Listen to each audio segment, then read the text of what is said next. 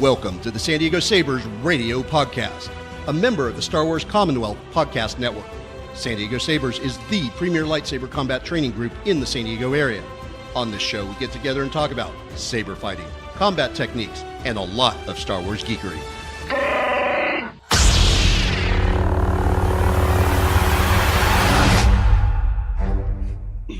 Hi, and welcome to episode 82 of San Diego Sabers Radio Podcast. 82.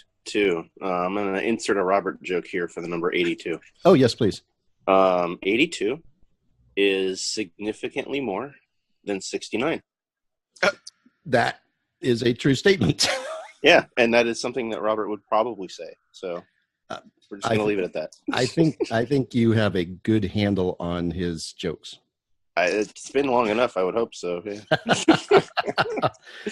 We are at 82. We are still solid octogenarians. Yeah, solid. Yeah, freshly octogenarians, but solid nonetheless. Not spoiled, that's for sure.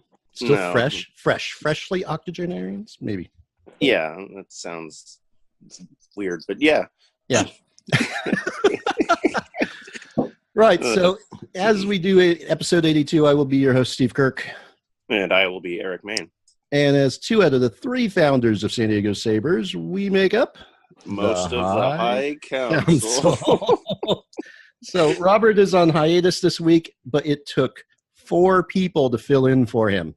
Indeed, yes. So today we are continuing with our Swords and Sabers series, Volume 4. Dang. It's A New Hope. It has been a while. It's been since April. So, Eric, why don't you tell us who we have with us today? Oh, goodness gracious. Okay, let's do the introductions here. I hope you took notes because there's a lot of people to introduce. Oh, no notes at all. So we're going to start in the order that each one of these lovely people is appearing on my screen. So, starting off in the wonderful state of Arizona, we have Master Alan Venable. Say hello. Hello, everyone. Thanks for joining us today. Always and then a pleasure. Coming from the state of Hawaii, we have Keith. Say hello. Aloha, everybody. Sweet. And representing the east side, if you will, we have our main man, Fode. What up? East side. We don't have a saying. Well, the eastmost side in whatever. But anyway. By a long shot, I guess. By a long shot, right? Indeed, yes. And then last but not least, coming from our state as well, California, we have Nick. Say hello. That's me. Yes, it is. Fantastic. Yeah. So we are covering just about every time zone in the United States right now. Hooray. Yeah, Impressive. I think you're right. Yeah. Well, do we have Half Central? the world, half the planet's covered. Okay, we don't have Central, but we'll work on that, I guess. Life goals. Does anybody really have Central, please? No, I don't think so. It's a 1 hour difference. They might as well just be East Coast. I know some people that would argue with you, but that's fine. I know, but they're basing that argument off this little thing they didn't control called the Mississippi River. You know what I mean? Well, Texas falls in there, and they have something to say about their little republic that they had previously. Besides, time zones aren't a geographical feature. Everybody knows that. 7th grade, come on. 7th grade. I think that was. I don't know. Maybe. I'm just guessing. Is that what they teach you in 7th grade out there on the East Coast? So it's far not a away, geographical feature. Somebody came up with that shit in politics. One of the presidents. I forget which one. Nobody cares. Somebody's making money off of it somewhere. The guy with the dimes, right? That guy. The dime guy.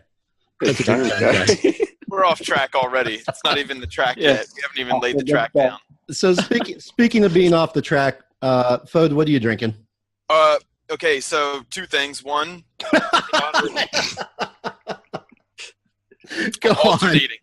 I'm alternating. So I couldn't decide yesterday when I was at this place I hate called Wegmans that has a liquor store, and I needed a liquor store quickly. And sorry, Wegmans. Hashtag not a sponsor. Hashtag could be if we talked. So this is Tro's. Did you say hashtag tot? It could be if we talked. I see. This is Troeg's Hop Knife. This is from the East Coast here. This is from Hershey, Pennsylvania, right around the corner. It's nice. like freshly harvested, hand-cut hops is what they say. Who knows? I'm not there at the brewery, but I could be. Right around the corner. Pretty good. It's like crushable, but I haven't felt its effects yet. That's irritating me. And then in honor of Keith, who is like just waking up and stretching for the day, I bought some, I think it's called Kona Brewing. It's called Hanalei IPA. And Nice. it's like a passion fruit IPA. And again, crushable. Haven't felt its effects yet, but I just had one of those before this.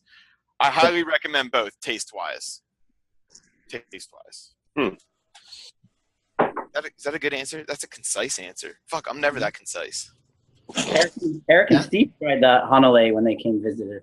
Oh, I yeah. really enjoy it. Good I stuff. think it's pretty good. Yeah, I like stuff from them. I've been keeping some longboard around in the fridge. Yes. Lately. Longboard is Longboard, awesome. you had that when we got there for IGC, and I personally think Longboard is the best lager I've had. Longboard's good. Pretty good stuff. It's the only thing I drink in Kauai. If any when I go people are listening, hello. Right. Hashtag could be a sponsor. Indeed. Exactly. Yes. I could spit on the Troeg's Brewery from here. And if I took like a running start, maybe on the Kona Brewing Company. Nice. Nice. That's not the best way to ask for a sponsor, though, by saying I'm you a can. pretty good spitter. Yeah, probably not.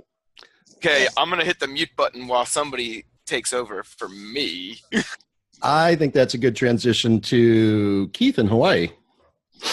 Okay, so I am drinking green tea that my upstairs neighbor gave me, loose leaf from Japan. And it's pretty good. It's still morning time for me, so I can't imbibe. And I have to do a Saber class later in the evening, so I don't like to be drunk and teach Saber. Probably a good call, yeah. Good to have standards, but green tea is exceptionally drinkable for mornings or afternoons or even right before bed sometimes. Mhm. Indeed. Can I ask you a question? I thought you were on mute. What? that little red light, it needs to be blinking first. Keith, what is the difference between loose leaf tea and tea bag tea as far as like, just for like somebody who has no clue? I don't have a clue either. I think But there's a but there. the loose leaf just tastes fresher usually. I can actually answer that. Oh, But- go.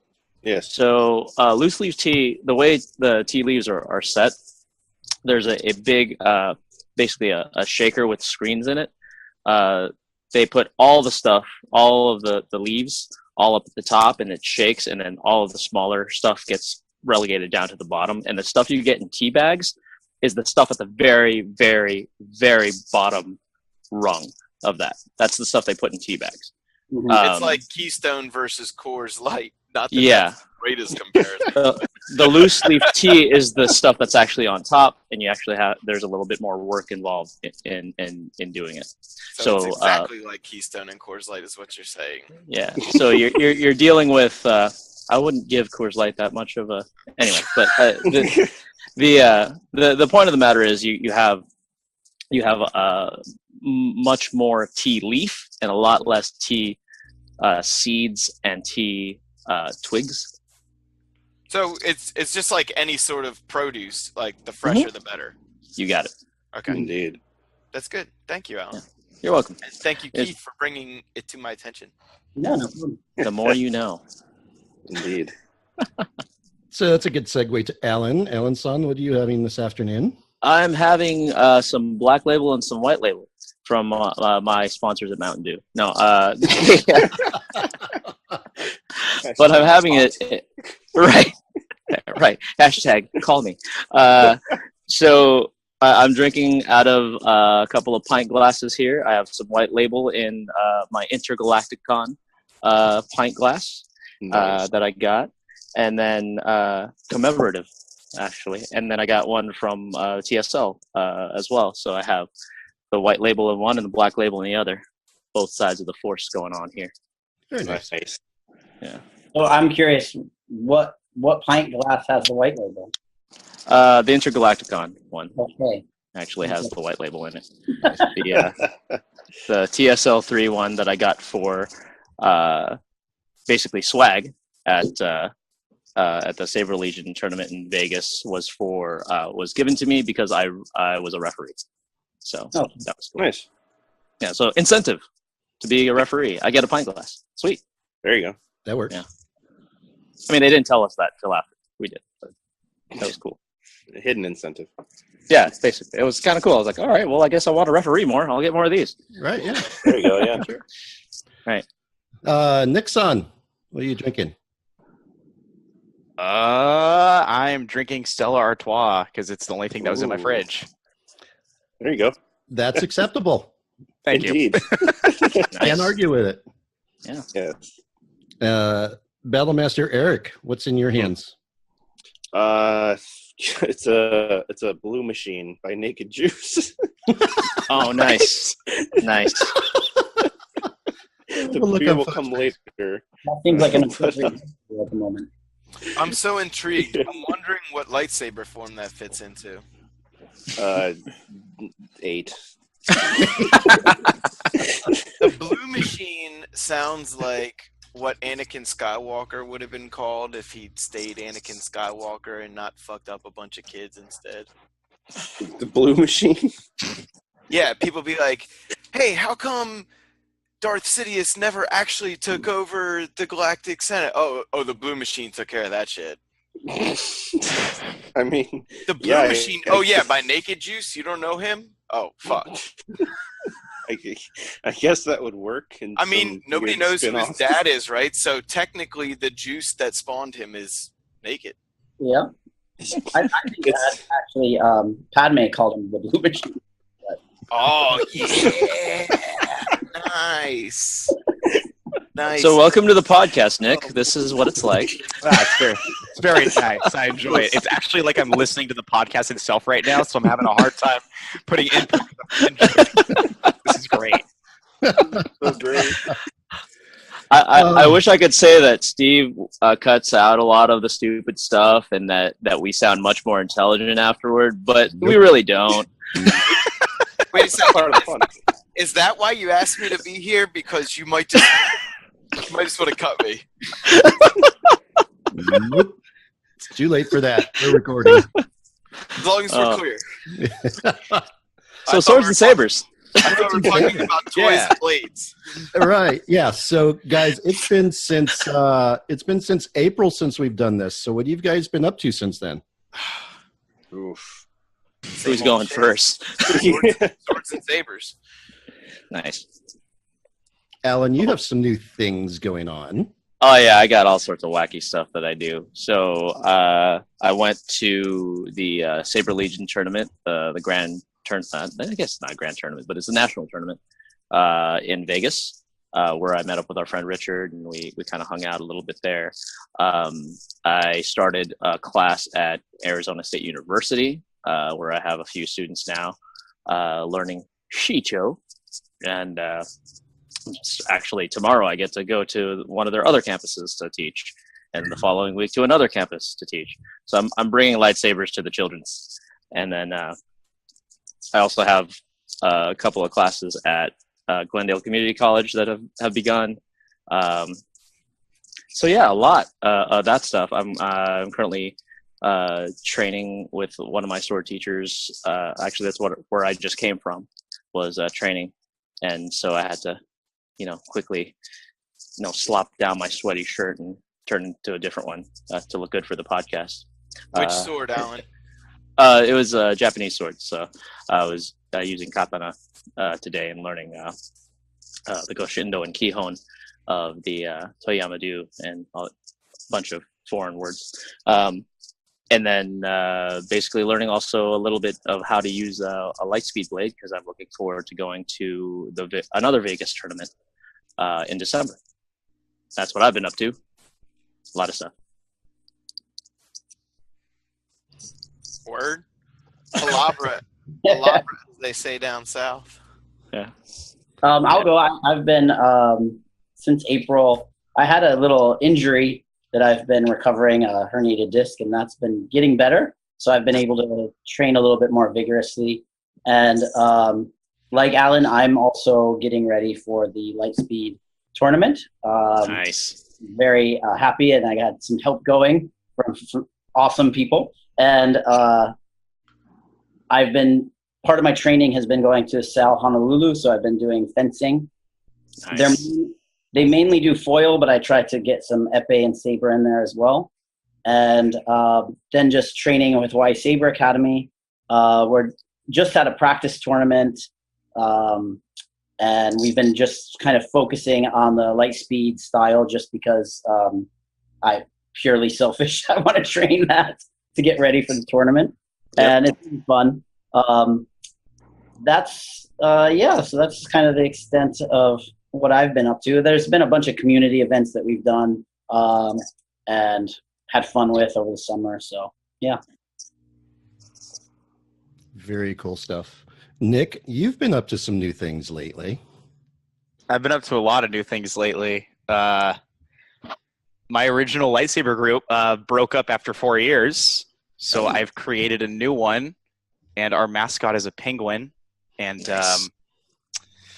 yeah, that's been going pretty good. I haven't stopped doing sabering stuff every day for like 4 months, I think. Every night I've been doing sabering, so Nice. Awesome. I'm just one big sore monster right now. You're one big sore penguin, I think. Yes, sorry. Yes. Yeah. And then last night I went to Lightspeed's Summer/2 tournament, had a lot of fun there. So that was cool. Dope. You guys are the best. How can I top that? Drink more. You know what I do? Lots of this. Drinking. He's holding a beer up. I gotta hand it to Steve and SDS for having us out there for IGC. That was a ton of fun. We got to meet Alan in the flesh. We didn't get. Oh yeah, I forget that people don't know that we went there together.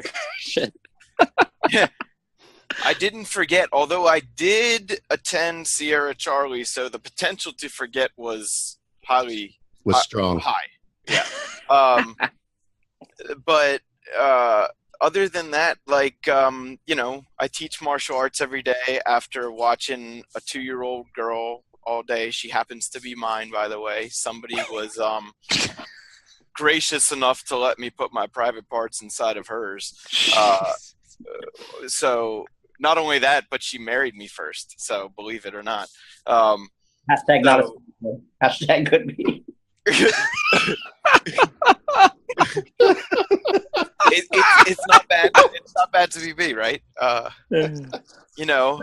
So I teach martial arts every night, 3 times a week. I do have I call it a historical fencing class because we use lots and lots of different training methods of different swords and other weapons. So fencing meaning the art of weapons combat or sparring, not so much fencing like sport fencing or Olympic fencing or classical fencing. People are like, what's historical versus classical? Well, whatever. Take it what you will. About 200 Whack years. each other a lot. We use real swords. We use wooden swords. We use padded swords. We play nunchucks. We play staffs. We just play. Awesome. And other than that, I get paid to do that, so that's pretty cool. Yeah, it's pretty awesome. It's incredible. I have Starbecue podcast, so I cook all the time. Oh, yeah. Oh yeah, your wings What look else? amazing, by the way. Oh, thank you. My Appreciate God, yes, that. they did. Oh, they look good. So far, I've been I'm gonna knock on like the realest piece of wood down here because I have a bunch of IKEA furniture. And I've been cooking really well recently, so I just loved, I feel like I haven't eaten as much as I've actually been cooking. I feel like cooking for other people is a lot more fun for me, and then by the time I'm done, I'm just like, can I just have a beer? Can I just have a beer? Because I don't really care that much about eating. But yeah, man, that's me. Nice. Awesome.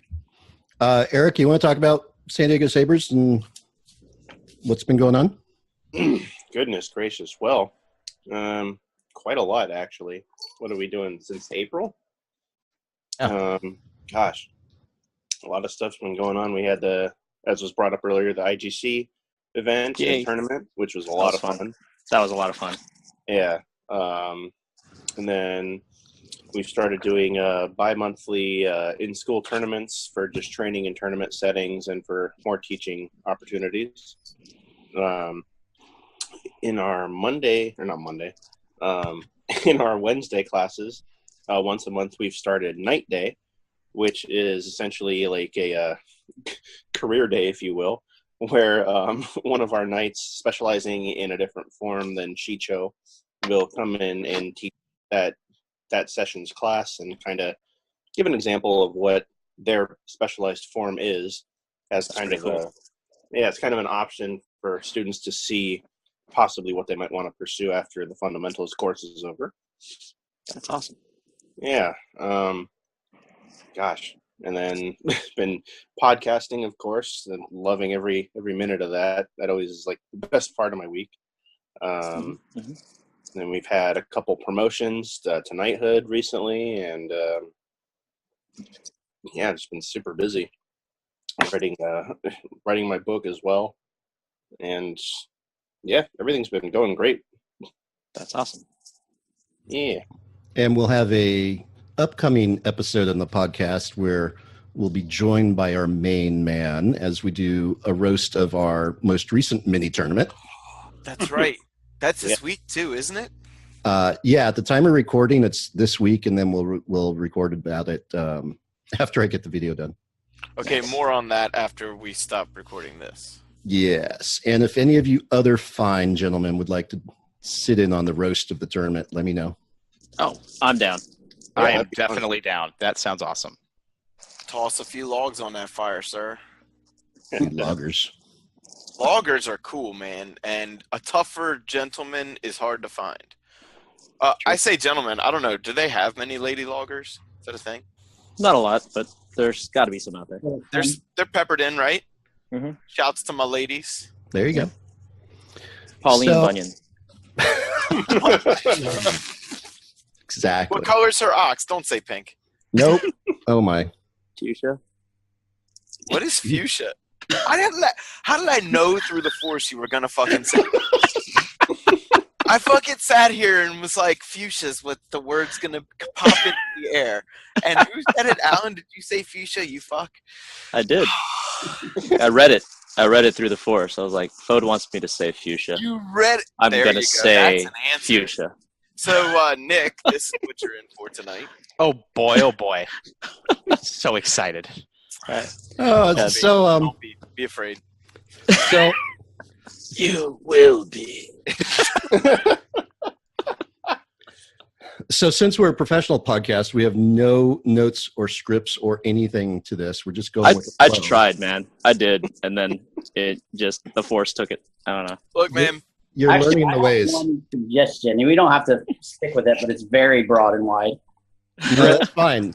I've actually got a listener question to start us off. Oh, those are always cool. Yes, I think this will be a good segue into whatever main topic we decide to tackle. Sure. From one of our biggest fans in the world, Mr. Matthew Salvatore, Hey. Knight of the Commonwealth. Nice. Matthew asks this intrepid group, what are the most important things to focus on during a battle? ? Everything and nothing. That's a good answer. Okay, done. Yeah.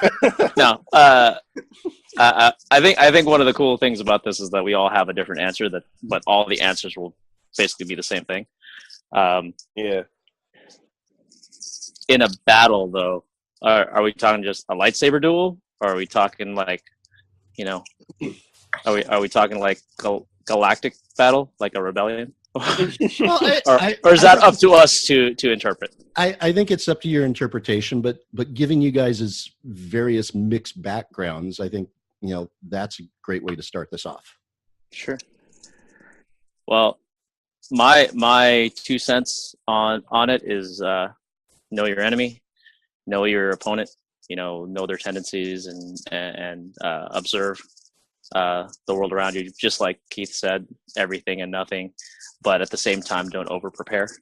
It's the concept I think we talked about last time. Miyamoto Musashi says, have the head of a rat but the neck of an ox. Have focus and awareness at the same time. So the focus is doing your due diligence, practicing, doing what it is you do, and know your strengths, but also know your weaknesses, and then do the same for your opponent. But be in the moment at the same time.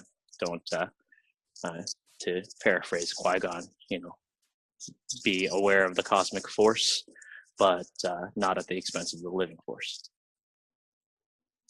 Indeed.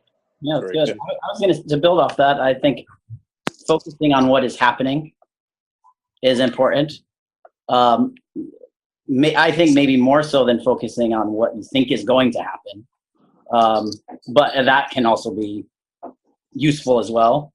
But and then, as Alan said, in a galactic battlefield, I would think focusing on your surroundings, the physical space, the people around you, but I only train really for one versus one duels mainly. But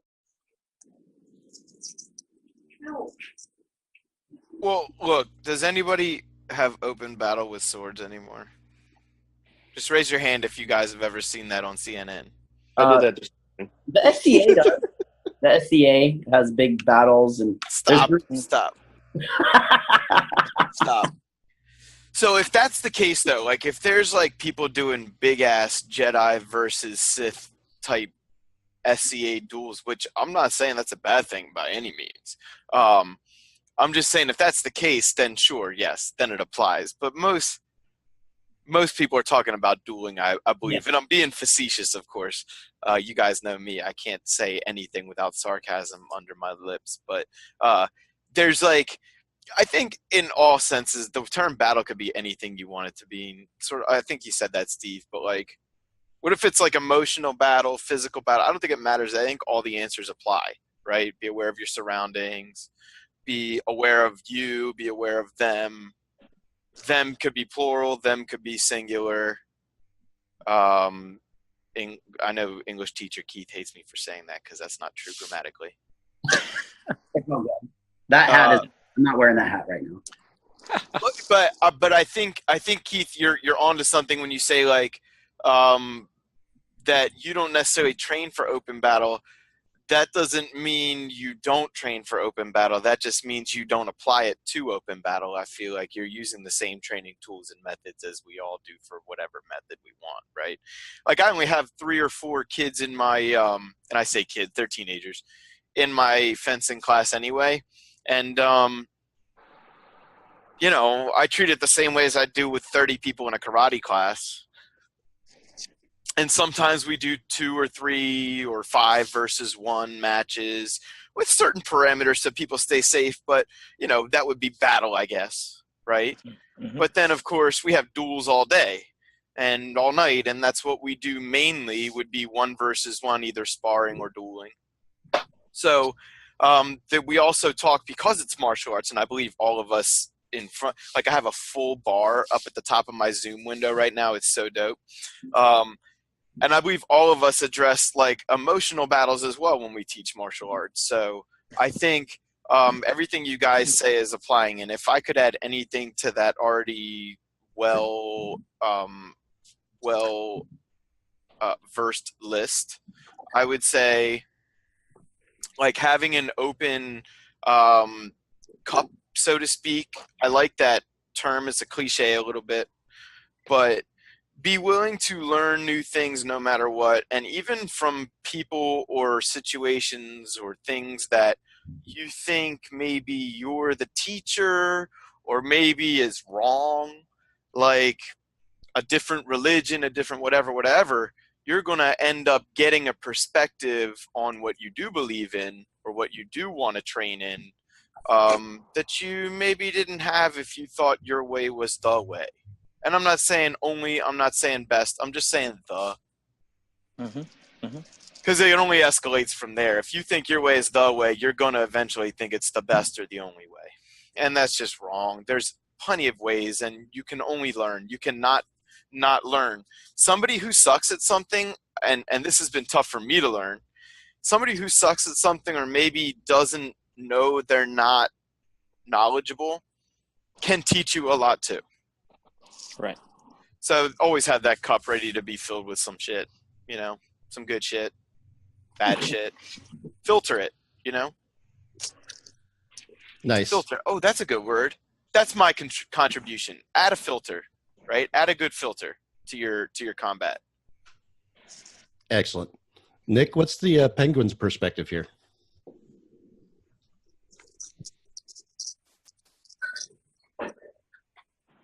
You get muted again? Yeah, he's like making hand signals and shit. I love that every time I see your screen come up, Fode, it's like a different angle. I have a little camera I'm playing with. I love the best lighting. But It's like, what the hell? Nick, I'm gonna need you to make a fire and get a good like embroidered blanket and just start fucking flapping that shit so you can speak to us. Smoke signal us. Come on, man.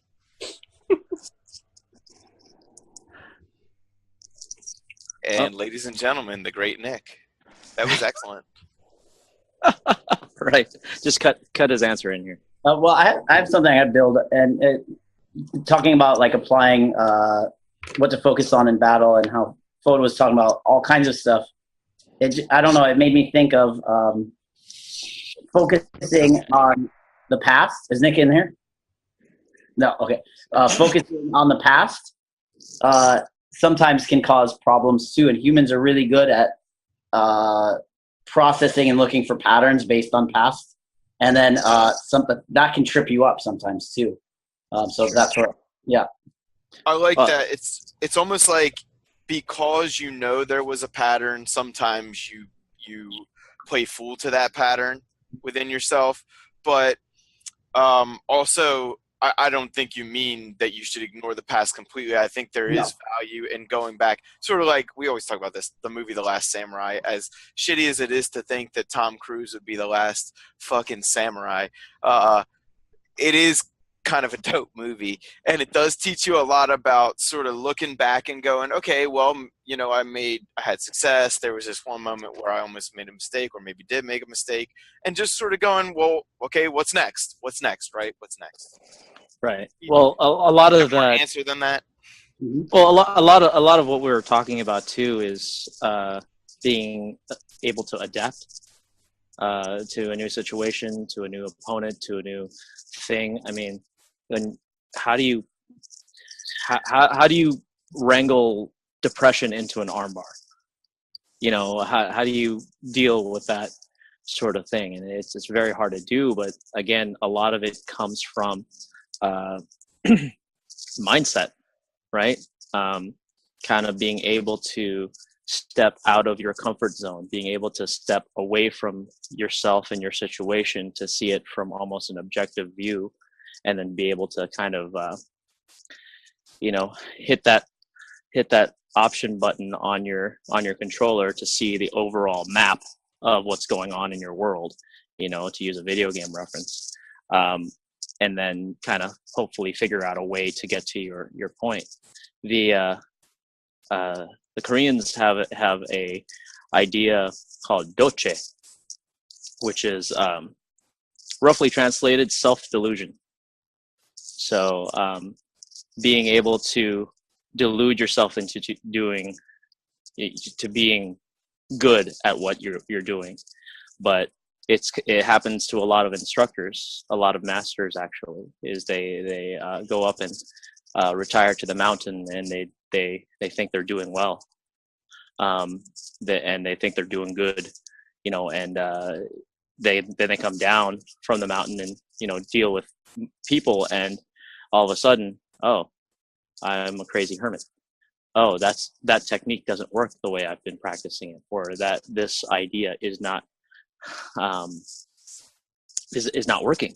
So that's why things like this podcast and our connections to each other are really, really good, because now when we talk about, hey, what is your version of Shicho? Hey, what's your version of Makashi? We can share that information, and we're not just like, oh, my Makashi is the. Can y'all hear me now? Hey, there you are. Hey. No? Okay. Yeah, I can hear you. We can hear you. Can you hear us? I don't know what happened there. Alan, you said it reminded me of something that I've been thinking about and struggling with. It sounds funny, but I was trying to pick like a soundtrack for my mentality in battle.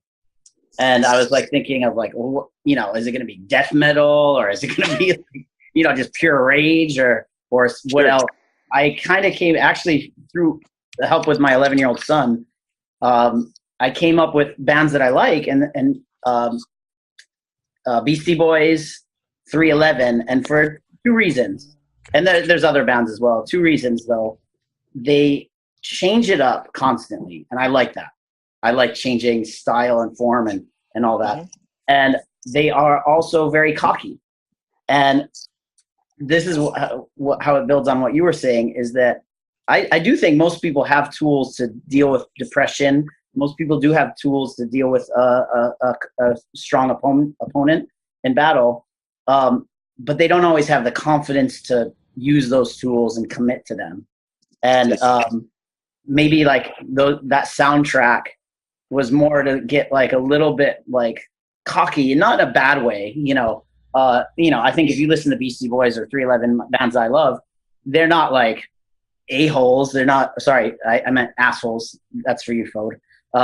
They're not, I mean, they're confident, and they're not overconfident. They're good and they know it, right?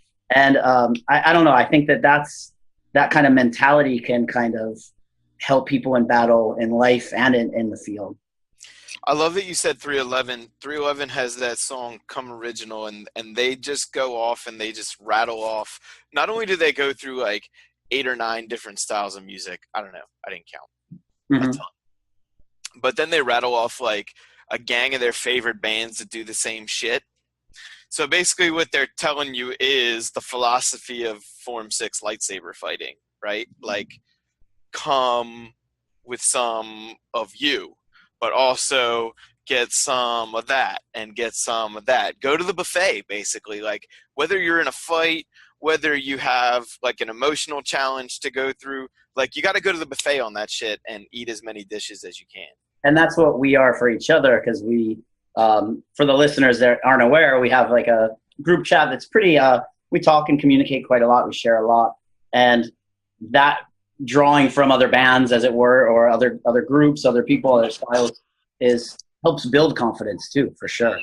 Oh yeah. Mm-hmm. Yeah, I mean the like you posed a question in one of the Facebook groups that we all are part of, and my answer has basically been the same, you know, as far as, hey, what's your theme music? You know, what's the music that you listen to before you go into a fight? Which was an awesome question. I love this question.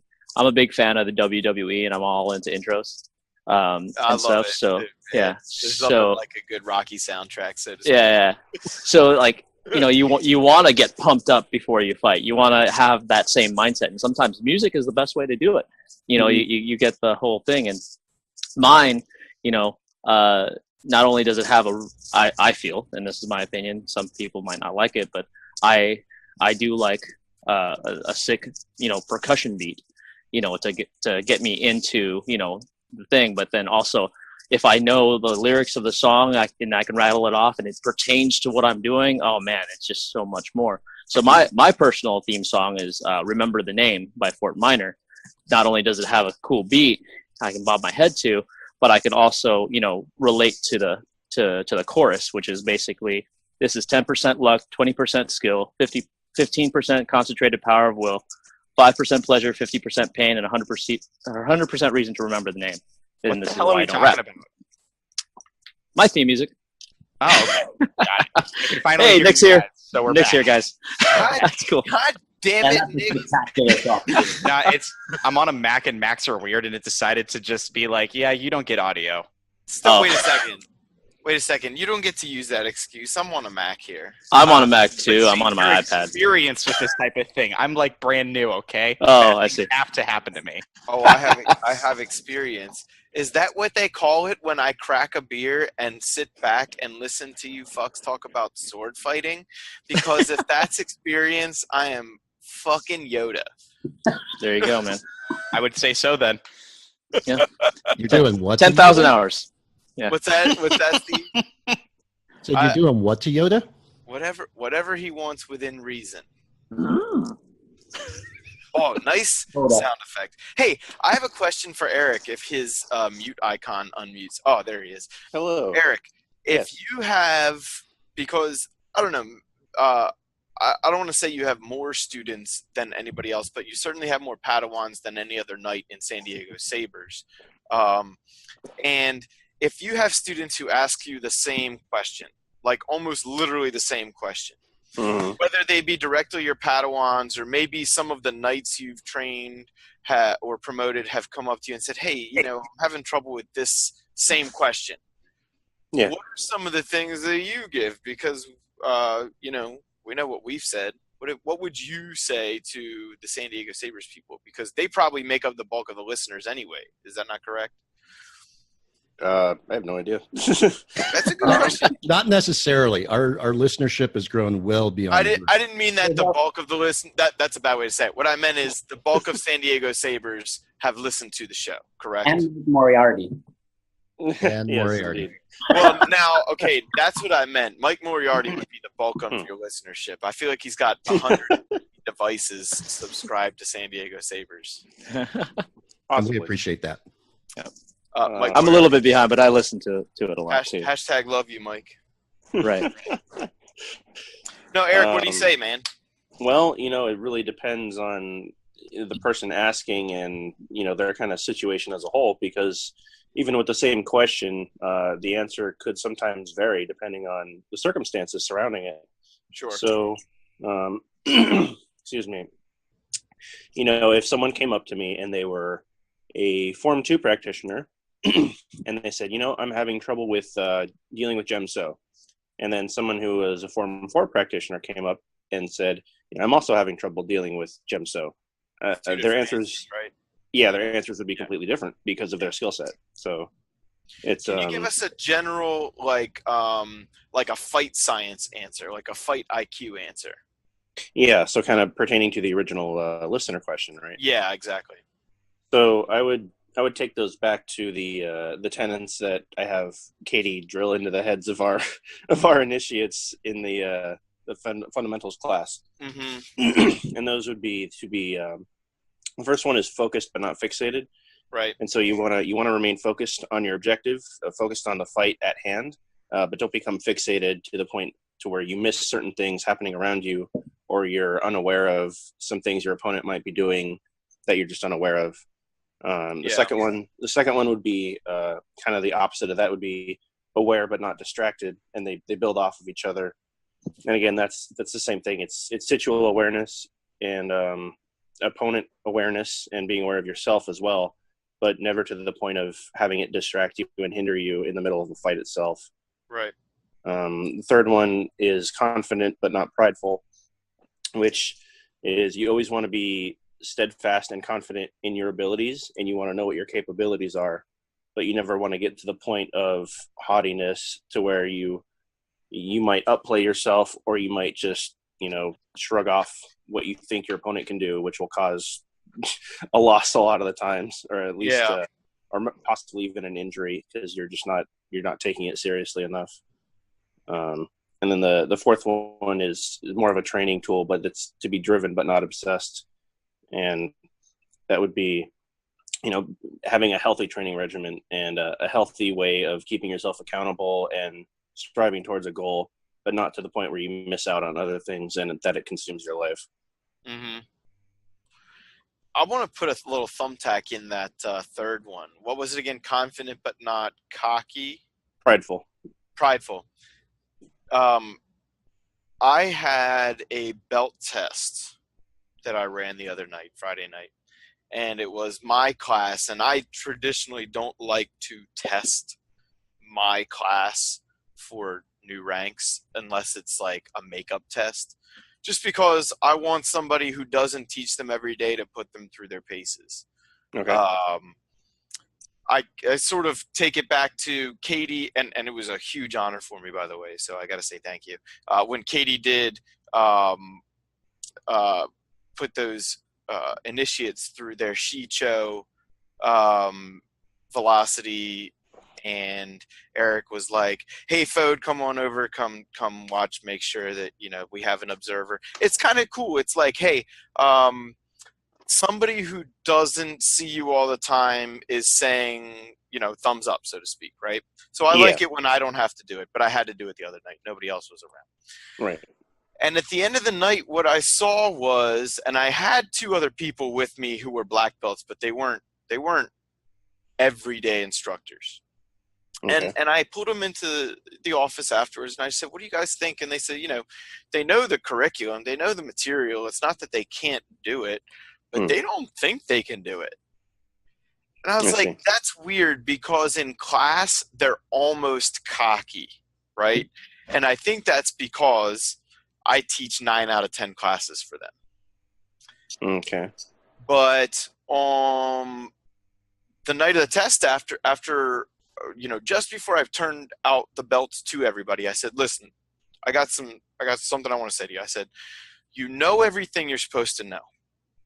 You know how to do everything that I told you you're supposed to know, but you don't believe that you know it. So we're going to have to somehow figure out a way to get your confidence up in a situation where you're already comfortable, or like you're attacking each other for self-defense techniques, but the punch is not really a dedicated punch. It's just sort of this noodly thing that flops out there. Stop it. You know how to throw a punch. You've been doing this for 10, 12 years. Stop it." Some of you, not all of them, right? But the adults don't have that problem. The beginners or the advanced, they don't really have that problem, because they understand that if you're going to practice something, you should practice it. You shouldn't just pussyfoot around it. And with the teens, I feel like that's a more difficult thing. I feel like there was a question or like a fucking opinion somewhere in that little anecdote. But the moral of the story is, I told them they were confident in class, which is why they were there in the test in the fucking first place. Right. I didn't say fucking. But they didn't show me that confidence the night when their parents were like watching. Oh yeah. Well, that's a different situation altogether. You know, and I can't say you didn't earn it because you put in the work, you know what you're doing, you could do it, but man, you don't really believe it, do you? Like, you don't. It's tough. As a teacher of anything, that's a tough thing to get people to build. Sure. Yeah, well, that's derived from, a lot of that is self-doubt, and most of that comes from things outside of martial arts that have already happened in their life. Yeah, I agree with you on that. Personality, nuances, things of environment, school, work, whatever. Yeah, I agree with you on that. Right. Indeed. So Eric, yeah. What was the second tenet? It was focus, not fixated.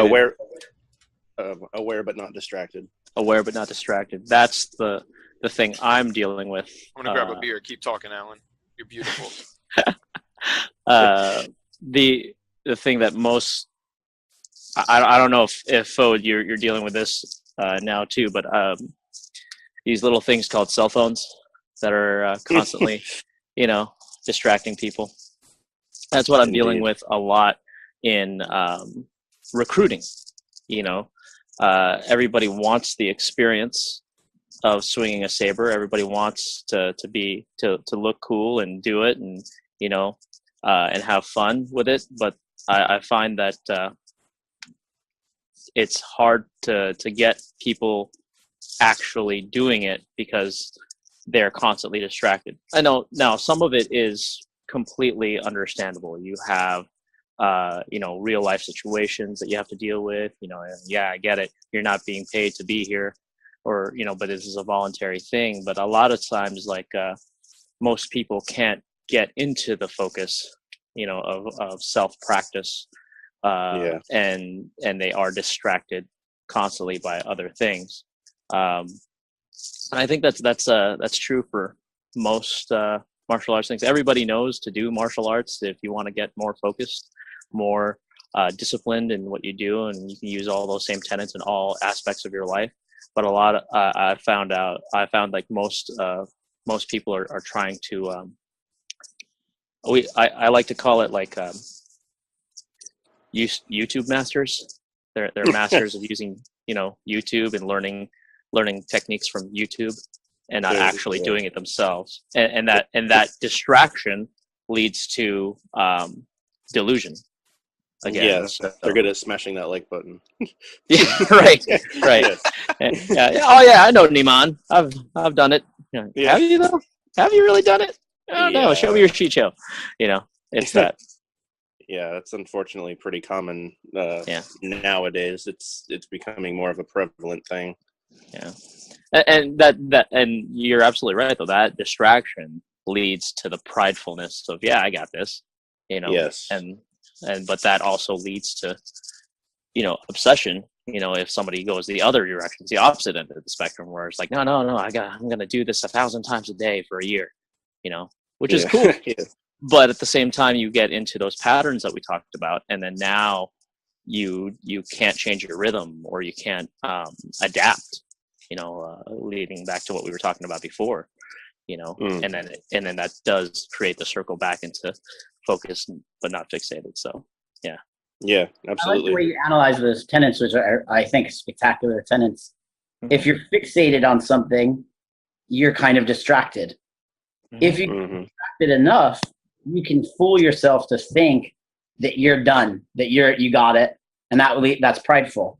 Mm-hmm. And if you're prideful, you're almost obsessed with yourself. Oh yeah, indeed, you're with your own ego, and that's on the but not side of the tenets, right? Yeah. And then on the do side, do be focused. That makes you aware.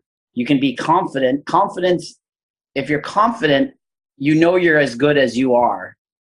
If you're prideful, you might think you're better than you are, right? Exactly. You're aware. Or go in with a different set of tools than you maybe should have gone in for. Yeah, and if you're aware of what you can do, then you can be driven to learn what you can't do. Yes. So it's just I like those tenets, and I like the language, and looking at individual ones, but then how they build is really, really cool. Sure. Was that a result of your mind, Eric, or was that something you got from somebody else? I wrote them myself through. Gosh, when did I write those? I wrote those when I was promoted in 2013 to master. Oh, that's awesome. Thank you. Very good. It was.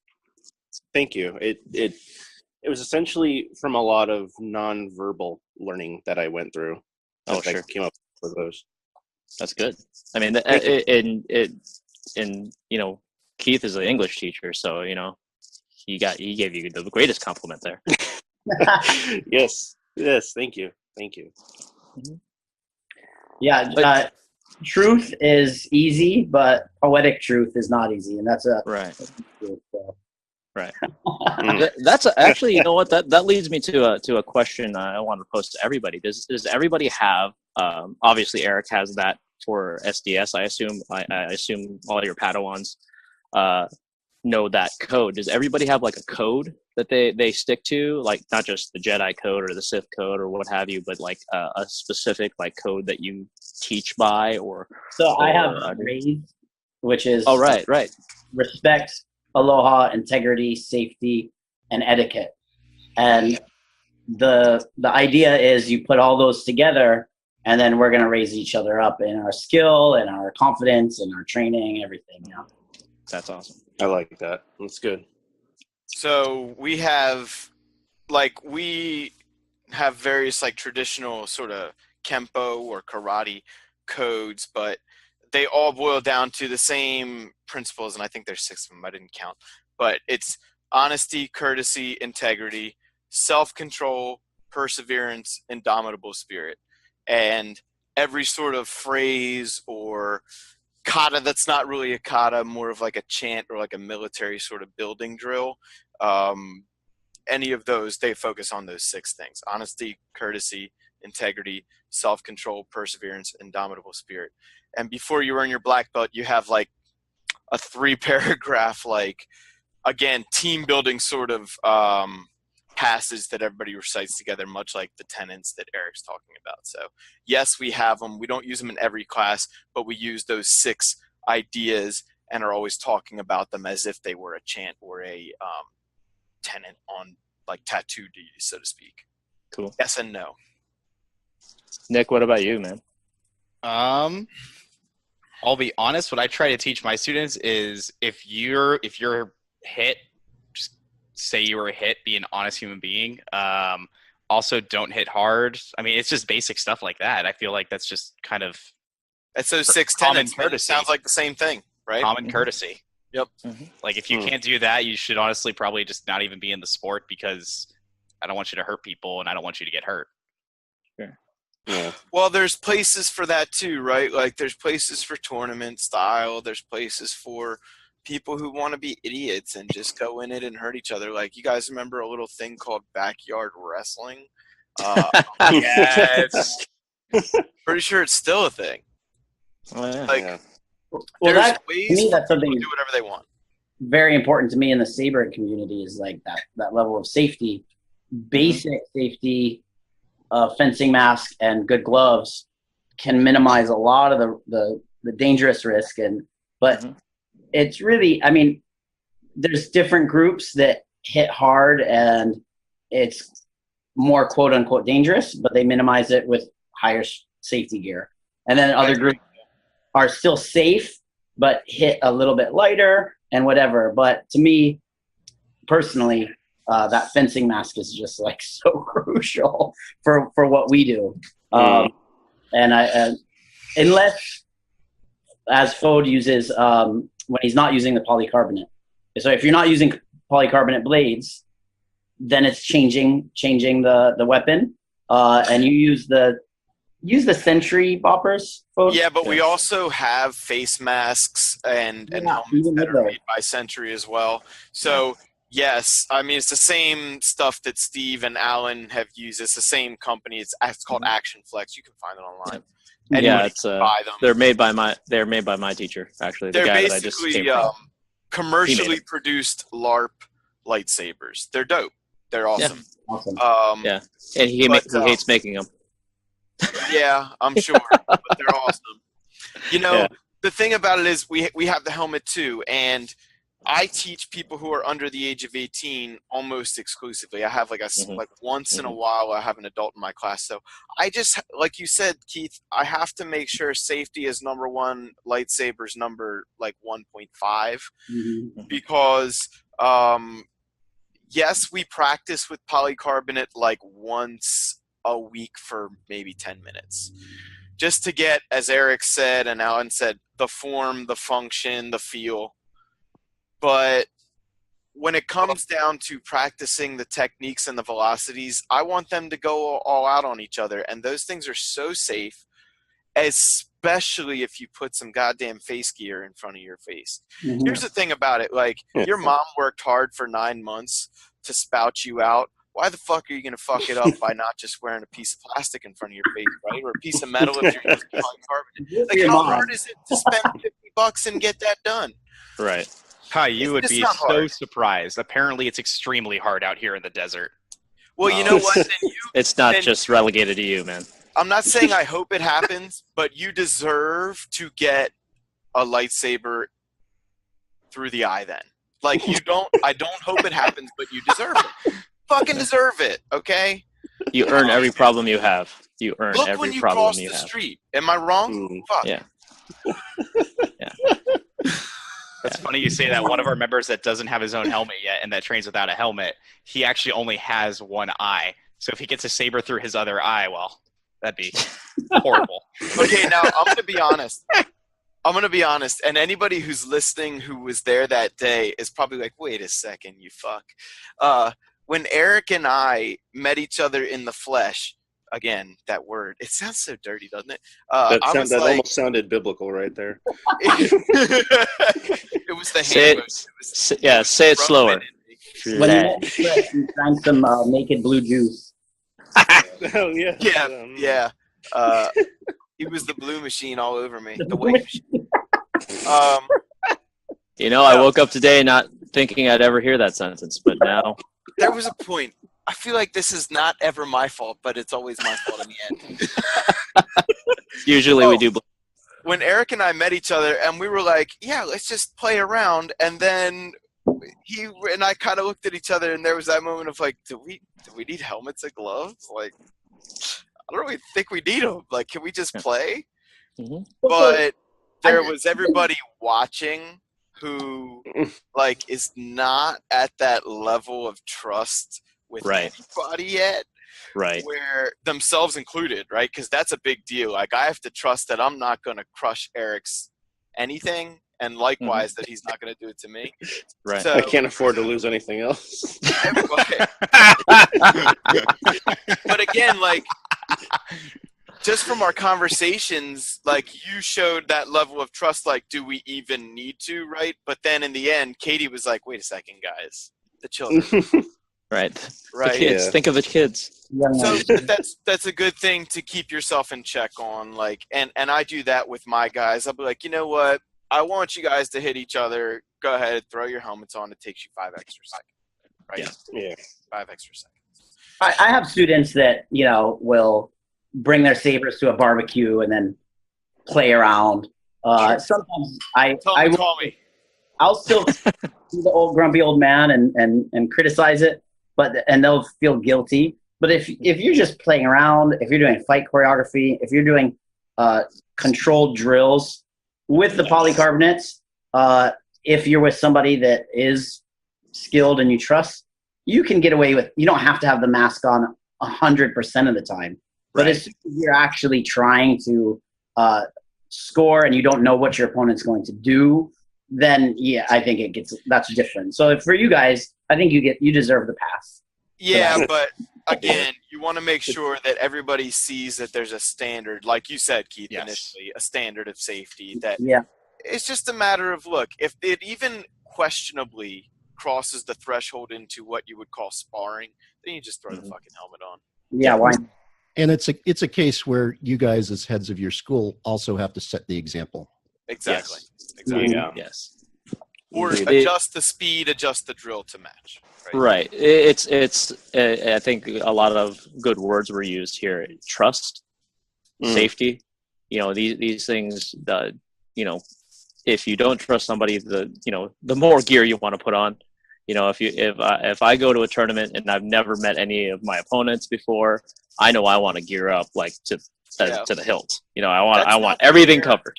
That's not saying anything about other people. That's not to be offensive to other people. That's just to say, like, look, trying to establish trust, right? From the very ground level. Exactly. Yeah, establishing that trust, and amongst us, we've those of us that have sparred each other and everything like that. That's very important. When I think that's the first question that came out of my mouth when Eric was like, "Hey, you want to spar a little bit?" I'm like, "Should we get helmets and stuff?" I was like, "What about the kids?" And then he's like, "No, we're fine. We'll just play." And that's the difference. That's the difference between combat and play, right? Because we can play and we can appreciate each other's style without busting each other's heads. Yeah, and that's and again, that's a part of trust, and it's part of in my opinion, mastery. Somebody told me once, how the fuck do you expect? Not fuck, but I added that. How the fuck do you expect to learn anything if you keep getting your brain bashed in practice? Right. Yeah. Right? Like, what does that do for anybody? Right. So. Man. My teacher is very like old school, So he starts his. I take private lessons from him, so he'll always start. Okay, let's fight, and let's just do it, and then he'll see how I'm doing that day. Okay, you're swinging like this today. You've added this to your shoulder. Stop doing that. You never did that before. Stop that, sort of deal. And then, an hour, 2 hours later, he's like, hey, at the very end, those last 15 minutes, you stopped doing that stupid crap, And so I'm like, yes, absolutely. But that's because he's literally, molding me. He's, like Right. Michelangelo with a block of marble, chipping away at the stuff that, is unnecessary. Everybody I needs it. that idea of sparring first in a class. Yeah. And then Yeah. seeing, okay, what's deficient here, and then Yeah. let's work on it. That's really cool. Well, yeah, Yeah. he's been doing this for longer than I've been alive. So he's just like, all right, what crap did you bring today? He's just Yeah. like, all right, let's cut that. And he's very good at cutting everything, including, the swords. Indeed. Nick, you've been quiet, man. What's going on over there? No, I'm just thinking. I'm just thinking. That's all. That's the problem, Nick. The That's the problem. alcohol's kind of hitting me. It's like 1:00, so I'm. What was the fucking question? What do you worry about in battle? Not thinking. Wait, I would like to make an observation though, real quick. As the group of us kind of make up this lightsaber enclave council, Mhm. I would like to point something out though, that one of these things is not like the other. Nick, it's time for you to grow a beard. This is true. Oh, get the heck out of here, man! I cannot physically grow a beard. Are you kidding me?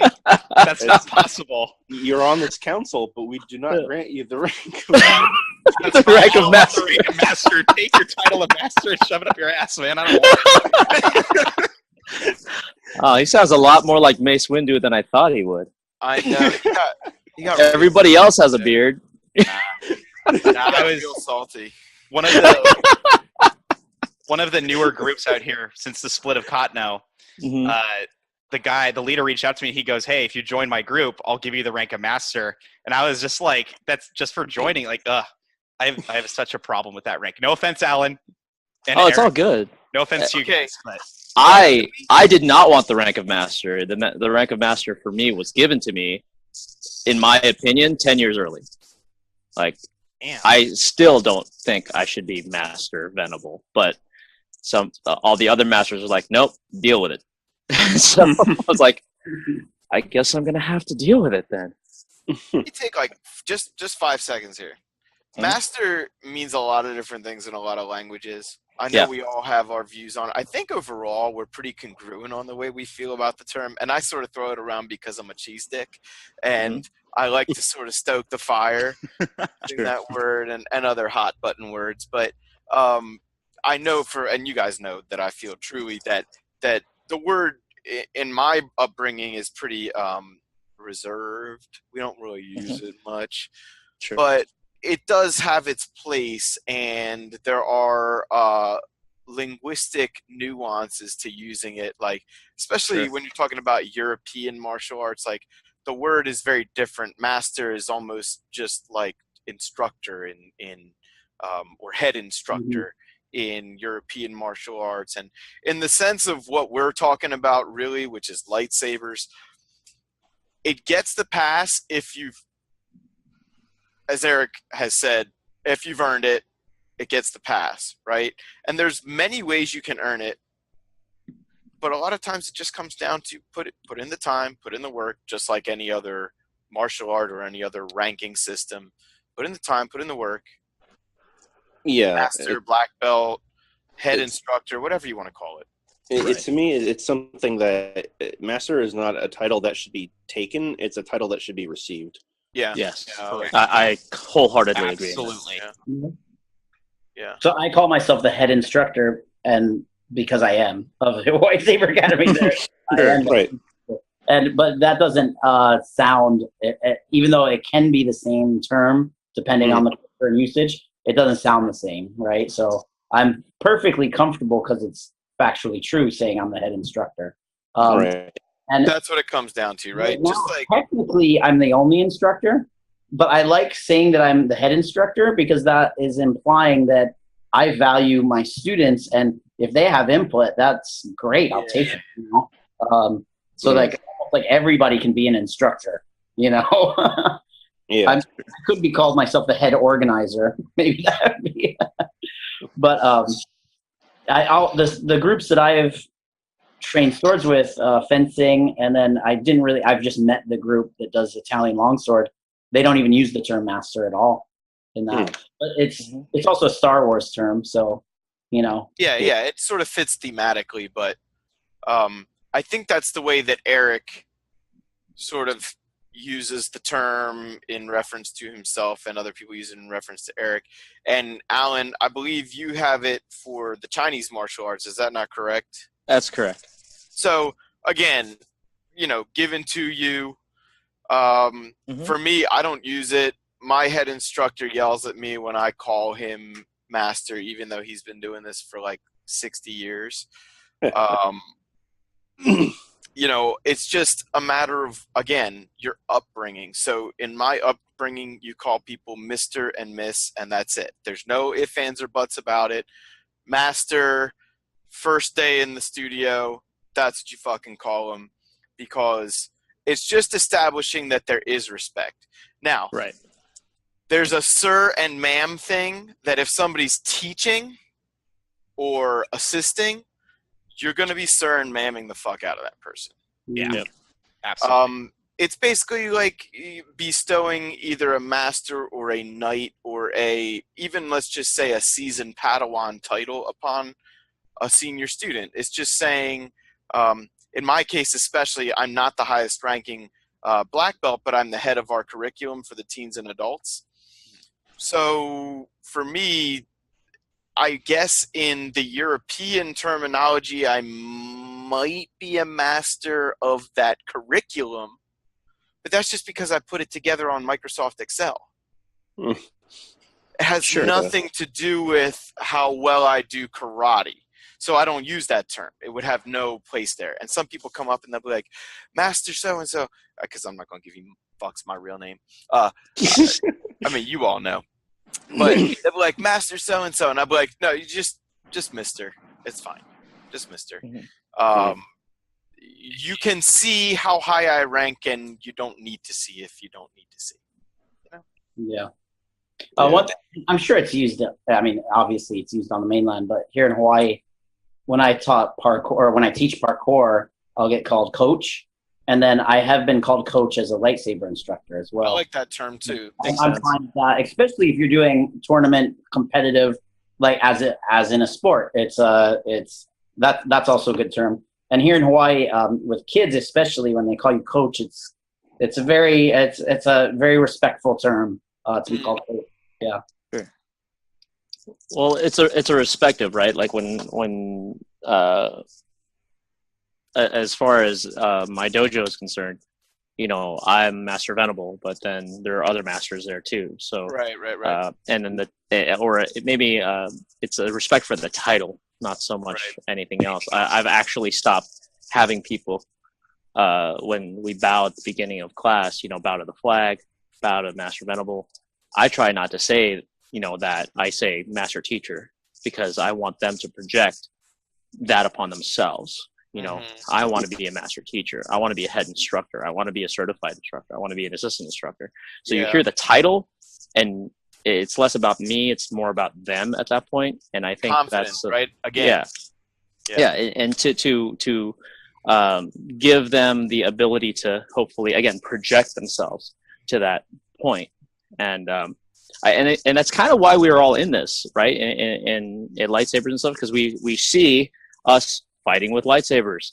We're like, oh yeah, that's awesome. I want to do that. And then the martial arts part of our brain's like, well, that's the style he did. Oh, I can do that. All right, well, we can do this. We can practice this way. This is awesome. And then all of the bits of training for martial arts comes in, and then it's just you turn into a 5-year-old again because there's a lightsaber in your hand, and that's really the only difference. I try to explain that to people, like, because being in the geek community and everything like that, they're all, at least out here in Arizona, my face apparently is recognizable now. Oh, you're the guy that taught my kid lightsabers. I'm like, oh, really? Okay, cool. And I asked them, hey, why aren't you in my class then? He's like, oh, whatever. But I go, well, and I hand them a lightsaber, and when they turn it on, they become as young as their kid again. Like, right. Yeah. I can't help you not be that, because look at your face. You want to do it. Let's do it. You know, you get over yourself. Yeah. You know, all your adulting is over. You paid for your lightsaber. Come on in. Yeah, right. Yeah, that's the most adult part of the whole thing. That, and then of course the knowing that there is some safety concerns. Right, of course. Right, trust and safety. Right. Yeah, I like that. Has somebody made a meme of Eric saying you're on the council, but you're not We don't. Stephen Robert? I need to make that. Yeah. Oh, Robert needs a beard too. We got to tell Robert. Right. Yeah. No, Robert must not have a beard. No, I can't. You guys picture Robert with a The beard? question is not whether they'll grow the beard, but whether they're able to grow the beard. Right. I am not able to.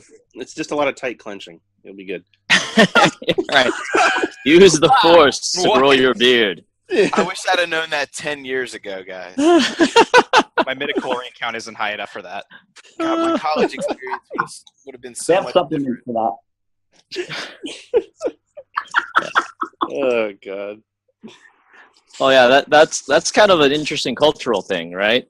There is a certain age where, at least in some cultures, where if you don't have facial hair, then you're not part of the cool kids group. So I'm just saying. In the Italian culture, you just need the porn stash to pass. Right. Right. Right. The old shit stain over the lip. Right. So, do we have any other viewer questions? yeah, what do we want to jump into from here? What a lack of segue that is. I have an interesting. You have an interesting? Is that even a? I was looking around as I say it. I'm looking around as I say it. I have an interesting question for you guys. Yeah. Now, preface with that, we are waiting for an interesting question.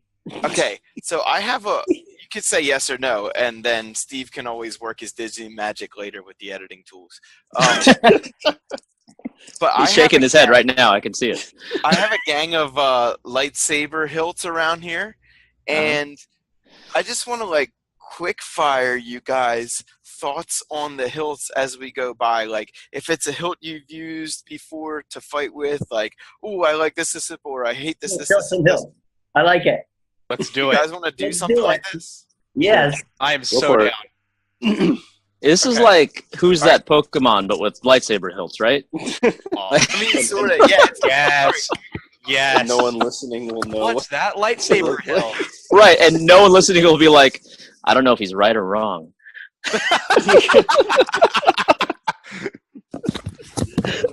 Maybe who knows? If I have more beer, and I do have tequila under the shelf here, if I have a little more alcohol, it may turn into rapid fire. What's that shape?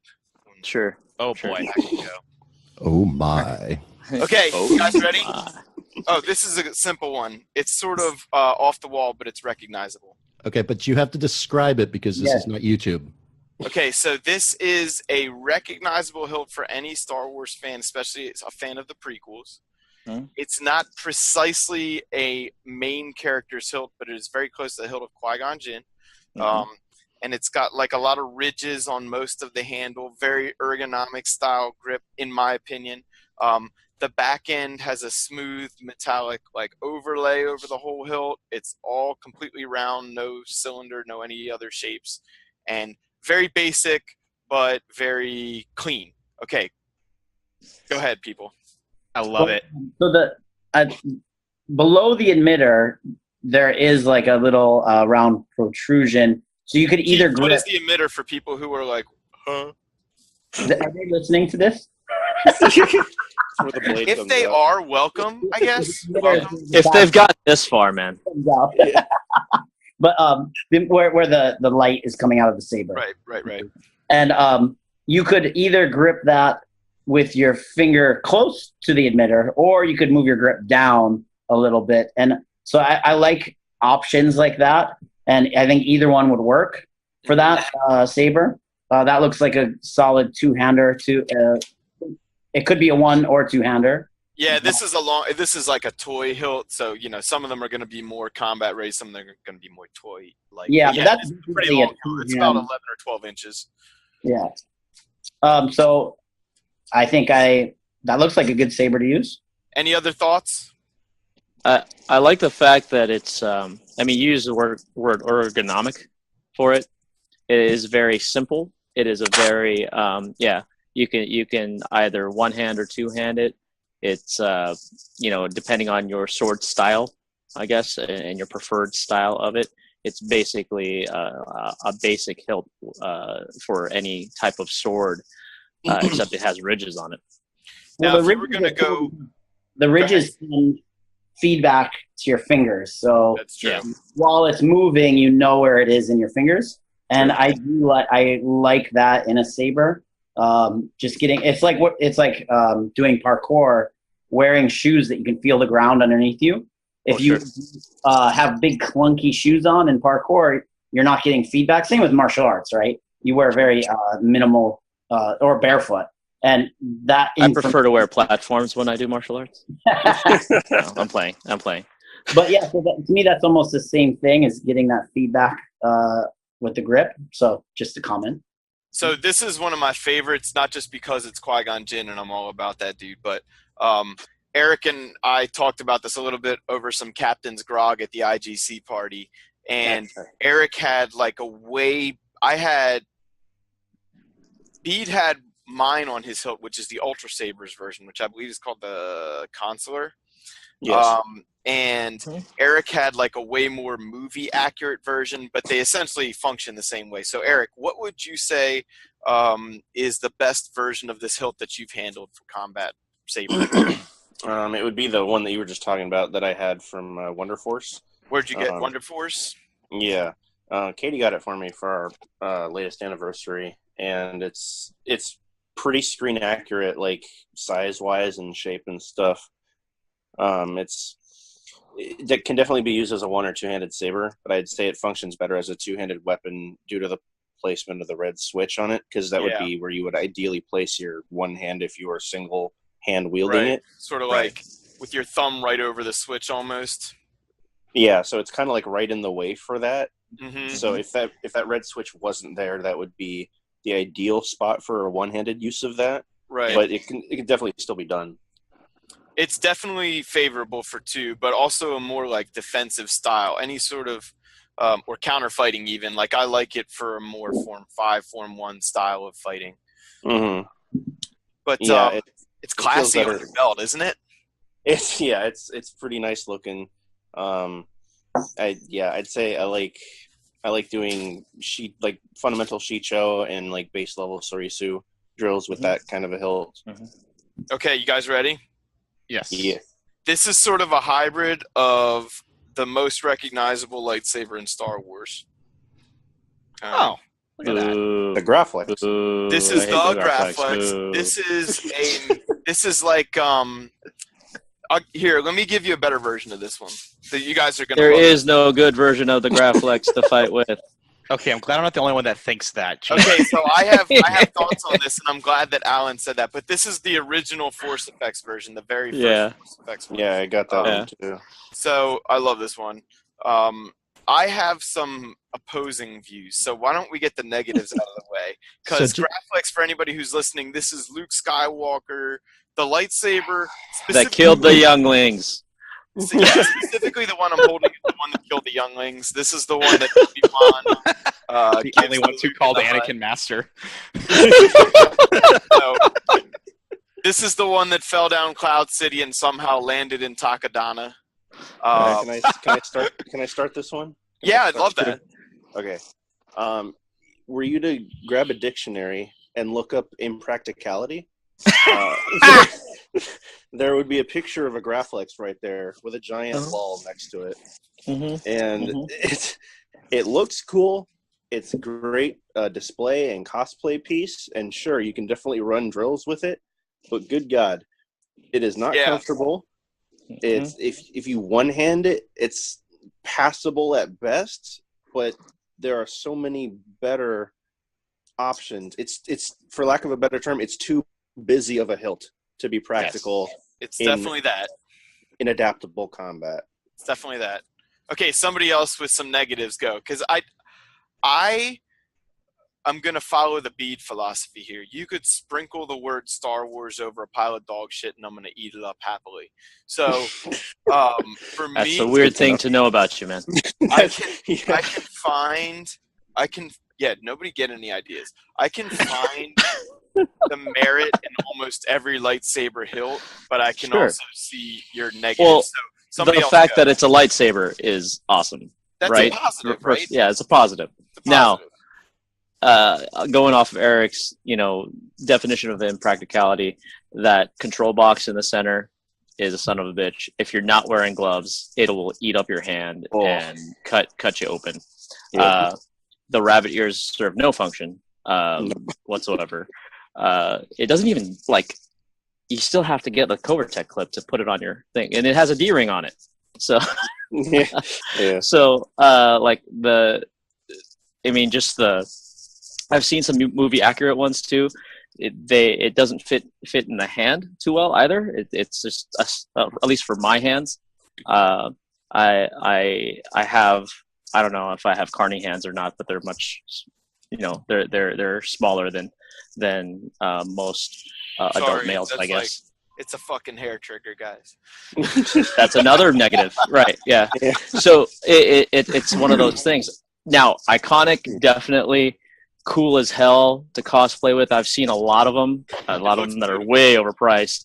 However, Yeah. I am fighting Not with a it fan? because no, not at all. I have one of the ones that were from Ultra Saber had one, and I looked at how they tried to make it, and they rounded out all the edges on the control Yeah, they box, did. and they tried to do all this stuff to it. I'm like, it still sucks. So Yeah. that's me. That's my. If I used that, I would hurt my fingers, unless I had good gloves, and even then, I might hurt my fingers. Sure. It'll eat up your gloves too. You've got Yeah. 10 The fucking rubber fingers. grips. What's a few gone? The rubber grips on the bottom, to give one positive, they are grippy. So, you could even hold it one-handed in that very awkward position. Or, it's you got a tight grip with those. So that's just a positive. Okay, Right. let me give you my outlook here. Yes, everything everybody has said so far, 100% valid. I have no disagreements, but I have some things that I feel it has merit in. Maybe, first of all, I want to disclose I am biased because most of how I started putting the forms together in the first place was based on the fact that these were the two main hilts I had available to me. Sure. Because before 1999, you couldn't even get a lightsaber that didn't look something like this. Right. Or it was just a flashlight with a fucking noodle on the end. Or a broomstick. Or a broomstick. Yeah. Yeah, a broomstick. I mean, that was the best version, right? Like, ideally, you had a broomstick your mom didn't get anxious with you using. So, Or your slave owner told you to pick up after the Fathir stable. yeah, sweeping the aga. Yeah. So anyway, what I would say is just nostalgia-wise, I learned to make that pile of dog shit feel like Star Wars. So that being said, there's also this part of me that goes, well, fucking Luke Skywalker did it, and if his ass can do it, I can do it too, right? Because everything that Luke Skywalker can do should be something that you want to do. That's the idea of Luke Skywalker. Right. If that whiny ass farm boy can do it, why can't I? Why can't I? Okay, Wait, so didn't let he me go lose back his to hand the. with that saber? That's true. He did lose his hand. Doesn't that attest to just how bad the hilt is? Like he lost his hand. So I'm Properly right-handed. defend himself. Mark Hamill is left-handed, and I actually traditionally fight one-handed and two-handed almost equally. So for me, switching back and forth, I don't really think of hilts as being one-handed or two-handed hilts, because if it can't do both, I don't want anything to do it in the first place. Sure. So for me, having You'll my have a right- really hard time with foil then. well, okay, yeah, any fencing weapon? that's a little Right. different. And things like military saber, you're talking about a different style of Yeah. lightsaber. This is Swords and sabers. But anyway, if I put my right hand up here and I have my thumb sort of like hooked around, you see this area right here, like there's no problem getting my whole palm there without any issues. And even though this particular model has an activation switch up here, this is really the activation switch. Right. So I'm not messing with any activation this way. And actually, it's kind of a pistol grip to go back to foil and rapier. It sort of gives you a bit of, you said the bunny ears serve no purpose. The ears themselves, I agree. This little round, which I guess would be a length adjustment. I think in The Force Awakens, they use it to actually turn it on. Yeah. Yeah. Oh, do they? I thought it was this one over here, the thumb one. In the visual dictionary, oh man, I'm in the visual dictionary back in the day. Okay, the control box was how you turn it on, but TBD. in The Force Awakens, in The Force Awakens, I think it was Finn or Rey presses that one that's near the emitter. I think it was Finn. Yeah. It was Finn. Yeah. So anyway, this bottom grip, like Keith said, if you're used to using a two-handed sword like a katana or a even a long sword or a bastard sword style sword, that does provide a lot of base hand control, offhand control. And if for any reason you lose the top grip in the middle of the fight, it does provide that traction to where you're not going to lose your weapon. You're just going to lose that strike or control itself. So, I mean, look, if you had no other thing, like I had no other hilt until Qui-Gon's hilt was made available to me, which is almost like a fucking Ferrari if you're used to a jalopy. Right. This would be the jalopy. This would be the Kia Spectra that you got to learn to drive on. Sure. Okay. All right, you guys ready for another hilt? You guys bring bring Flex is a Kia Spectra. I want Nick first on this one. Oh God. Describe it. It's So Dooku's this is- lightsaber. It's garbage. I hate it. Okay, wait a second. Not what I thought you were going to say. Oh, I'm going to have fun with this one. This Yeah, is Count enjoy Dooku's lightsaber. This is a curved hilt. It's actually not necessarily curved. It's more like segmented in a way. But it has a, I don't know what you fucking call this, a claw on the end. The poker. And the thing I actually kind of like about it is that there's the switch down here at the very bottom where your pinky or second middle finger might go. So it's a longish hilt for one hand, but it is traditionally for one-handed fighting, and there's a lot of good places to grab it for one-handed fighting, in my personal opinion. It's also got a pretty heavy pommel, so it balances well for one-handed fighting when you have to have heaviness in the front and heaviness in the back. So I don't know. Anybody who wants to jump on it first? Well, Okay. I was gonna say, weren't you going to let Nick talk about it? Yeah. I did, but he shat all over my fucking So Nick's got to go first. For this I am one. in On the it. extreme minority of the universe where I do not like curved hilts. I absolutely detest them, and I'm a fencer. I have been doing fencing my entire life, and I can tell you right now, like I will choose a pistol grip in épée any day of the week. I'll take a Belgian grip in foil, and I like the French grip for a saber. Like Nick, it's just what the fuck does that mean, dog?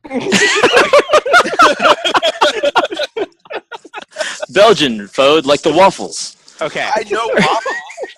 Okay, beer. so French like the toast. wait a second. French Hold on. like- I got this.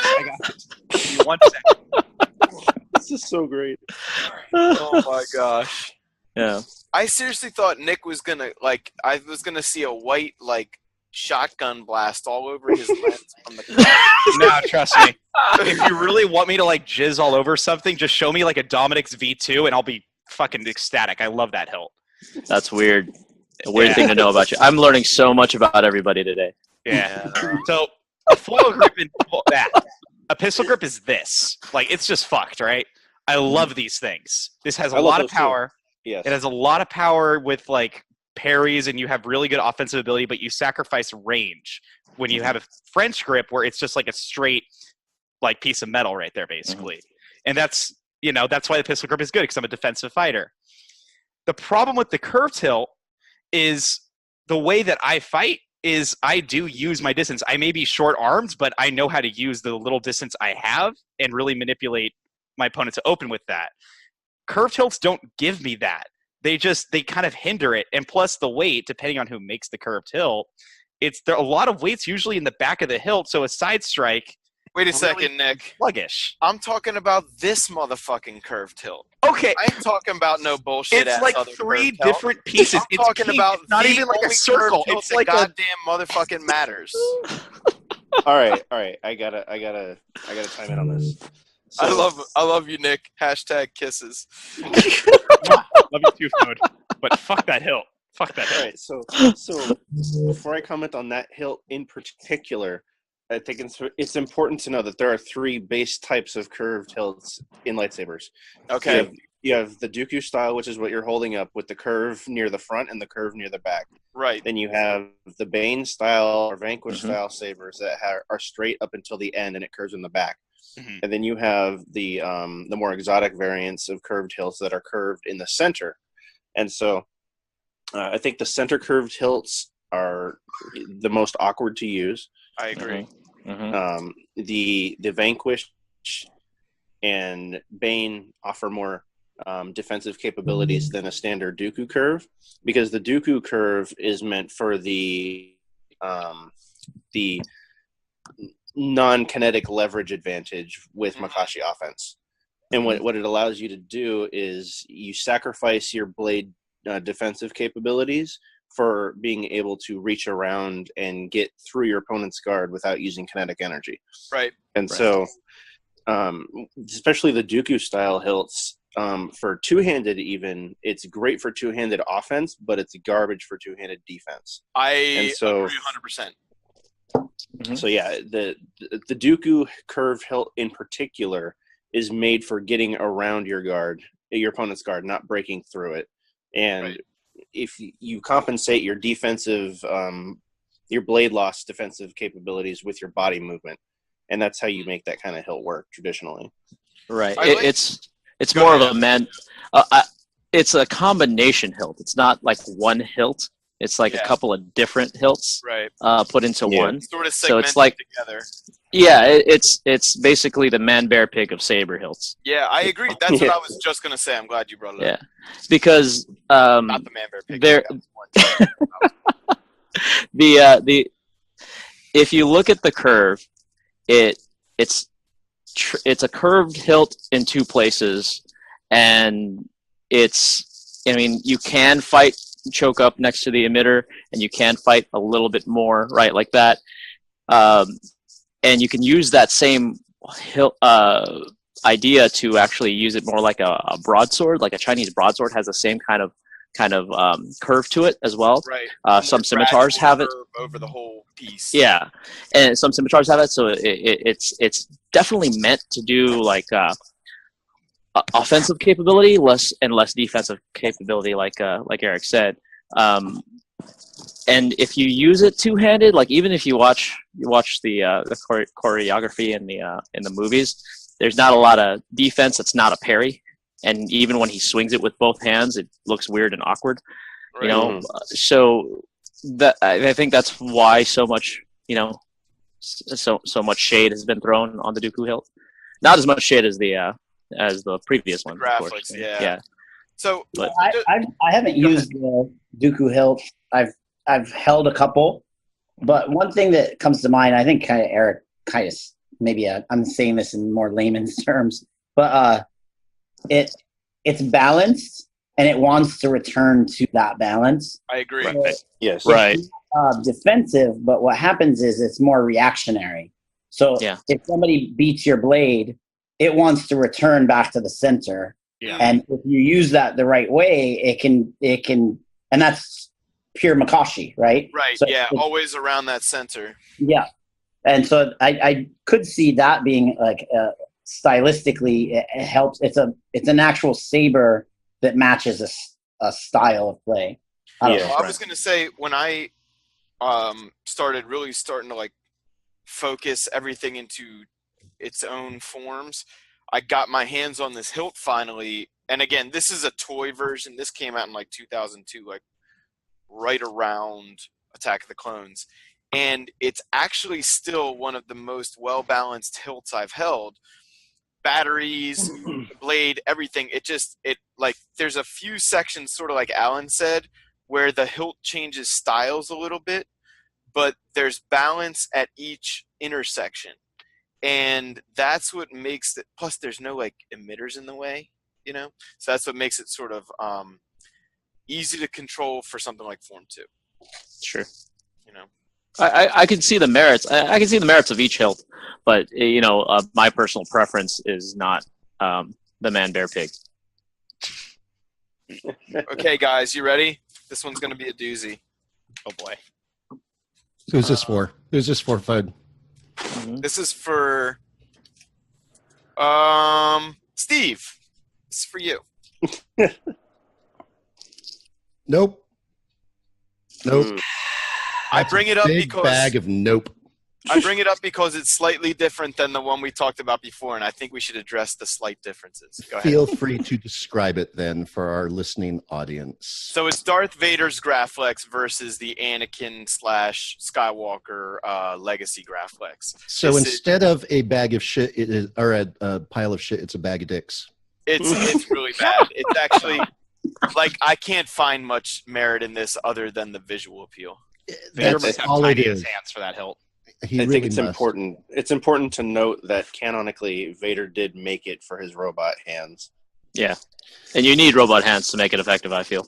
Yes. I think that's fair. It's just got a horrible grip for regular human hands. It's going to hurt. It's going to be hard to find a balance point. You've got that control box basically right smack dab in the middle of the damn thing. Yes, that's the main difference I wanted you to talk about. And then you've got all those fins on the bottom. It's Yeah. not like the Skywalker lightsaber, which has like padded cushions on the bottom, like pillows Right. on the bottom. Right. It's like metallic fuck you up ridges. Yep. And the other thing, you mentioned the control box. The I will forever call them that now. Metallic fuck you up ridges. I love it. I mean, there's no doubt it looks sexy as hell, right? Like it's Oh, yeah. beautiful in black and chrome like that. But the activation box on the Legacy lightsaber, the Skywalker blue lightsaber, is on the side. So when I mentioned earlier my right hand had no obstructions for one-handed or two-handed, it's because it's on the left side. So if you're not a right-handed fighter, that would not be the case. You would be really kind of up shit's creek. Well, this fucking piece of shit is right in the goddamn middle. You're left-handed, you're right-handed, you're fucked. You're fucking fucked. I have a theory that Darth Vader did that on purpose, and on the reason was to remind himself how much of a big old bag of dicks he turned into. Maybe he made it that way so that way in case he dropped it, someone else couldn't use it. Yeah, just like a fuck you to anybody who ever wanted to fuck with him. Right. Pretty much. And maybe it could be so uncomfortable that pain drives his anger and dark side powers. Oh man. That's what I'm saying, I guess. In Like that bad. colloquial, Like his armor was. His armor was meant to. Not his armor. His to remind him how body much it was. sucks now. Yeah. Yeah. He's Yeah. so Still- emo. Emo kids like to cut themselves, but he's lost most of his limbs. So instead, he kind of uses that to reinforce the pain. Now, does anybody have frosting for this pile of shit cake? Yes. It looks great when you have it on your belt. God, it looks good, doesn't it? Yep. It looks so good. Yeah. It looks great in any scenario where you're not fighting with it. Okay, Yes. I've got an answer that's a stretch because, like I said, I want to find the flowers in the fucking manure pile. So this is, for me, I like the idea that he had to adapt to, like sort of we said already, the dark sidiness of constantly being uncomfortable, and like his whole fighting style was based around the fact that this was uncomfortable. But I'm also looking at the Attack of the Clones visual dictionary. That's arguably Anakin's, not arguably, it's definitely Anakin's most tragic episode because it leads to the tragedy of episode 3, right? And he's got almost exactly the same hilt that gets... It's more or less the same. Yeah. more or less the same. The emitter's in the same place, the activation's in the same place. So there's something to say about getting pissed off because those were also two of the best fighters, Anakin and Darth Vader. I think of them separately, personally. Sure. Sure. Okay, I've got two more. All right, while you're looking for that, hey Steve, I have a listener, because I'm a listener to your podcast, a listener suggestion, but it's not for the main podcast. It's for I've got a bad feeling about this. Oh my! And I feel like Loring and Marina and Doug would have a fun time playing a little game I like to call Lightsaber Hilt or Dildo. Yo! Oh my God! Please. That'd be a great episode. Because I love lightsabers, and every once in a while I'll click on one and go, wait a second, am I on the right site? That's no saber hilts. Right, that's no moon. Right. That's a funny game. That'd be a great game. Lightsaber. I mean, I guess it could be, for the visual dictionary. I have taken a note. Excellent. From listener Alan Venable, we're going to play a game, right? This is a good one because the character's a total dick. So, lightsaber hilt or dildo. Right, and there's just a picture of Anakin.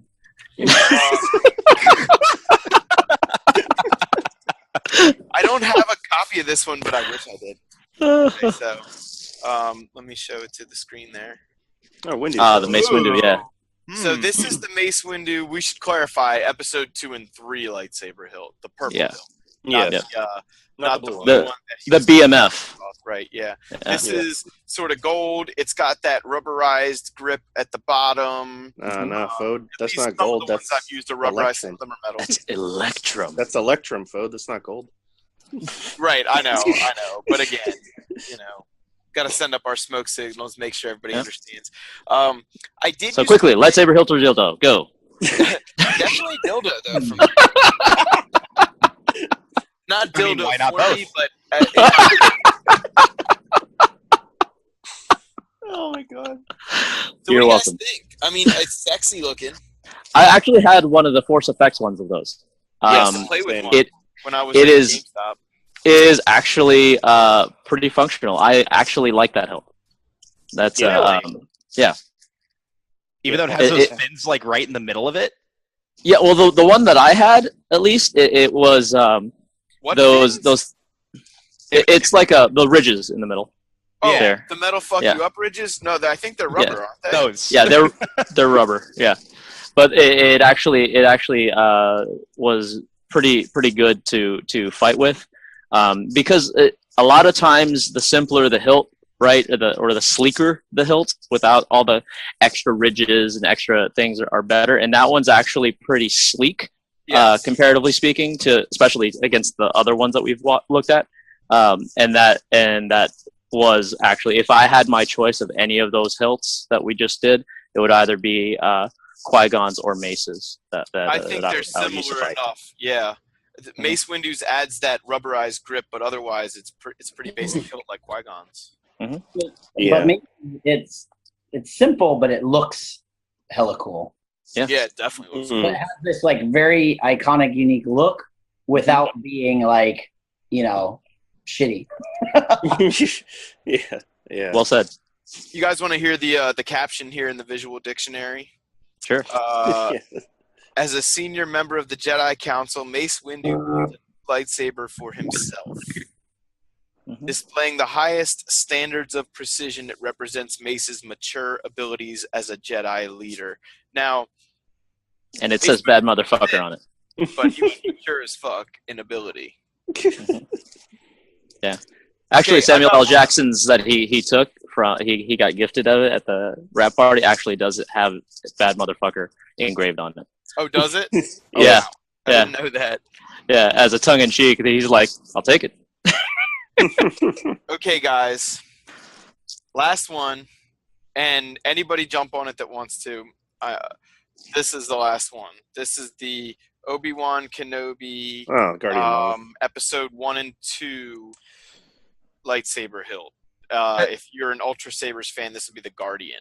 Has anyone here actually held one of those hilts? Because I've been very Yeah. curious about this one. Steve have. wears one like every day. Yeah. I think that's where he that's where just he's jetted going. off to right now. Yeah, I've held various like interpretations of this hilt because Mhm. I don't know if anybody knows this. The reason that no single replica is completely screen accurate is because of licensing, really. Like, Mhm. if you're not ILM or whoever makes the hilt for that movie, like you got to be a little bit nuanced with the way you replicate it. So there are versions of this that I have found really comfortable, and there are versions of it that I've found to be in the way, personally. Yep.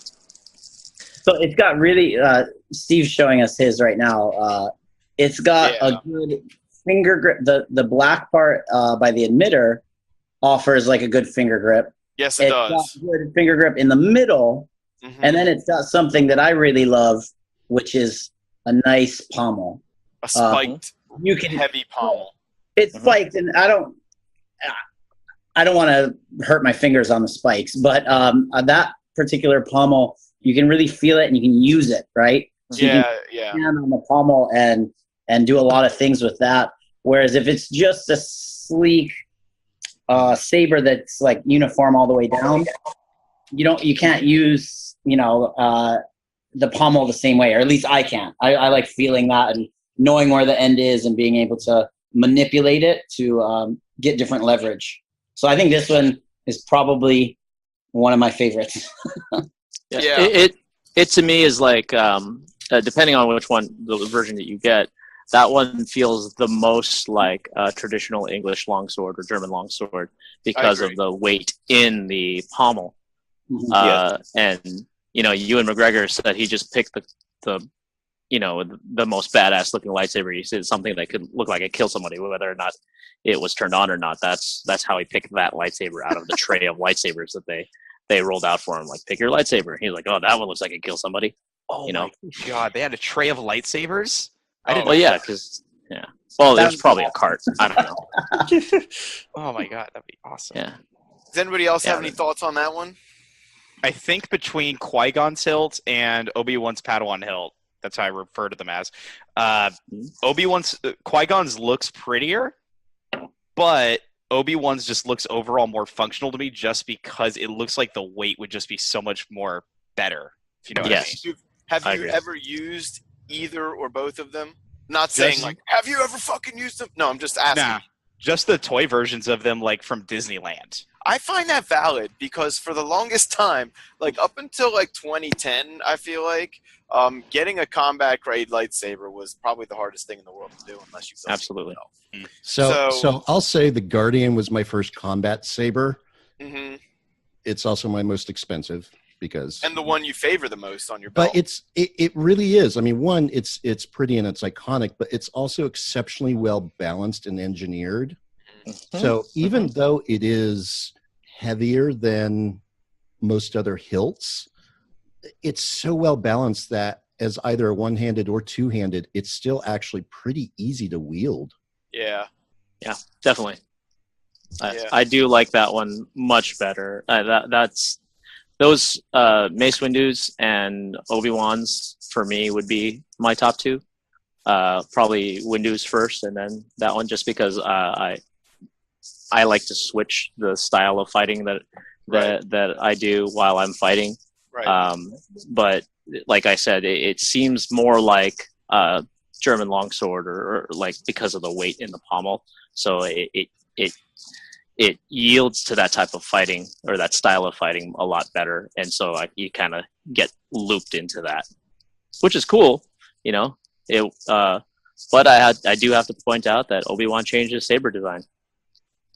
I want to ask you guys, does anybody have like an honorable mention, or maybe the question should be like, if you're not going for the iconic style or movie style saber hilts, and you're maybe getting into using the lightsaber for a martial arts style for the first time, or even just choreography, like what would be an intro style hilt from any of the manufacturers out there that you guys have felt was a good hilt to add to your repertoire?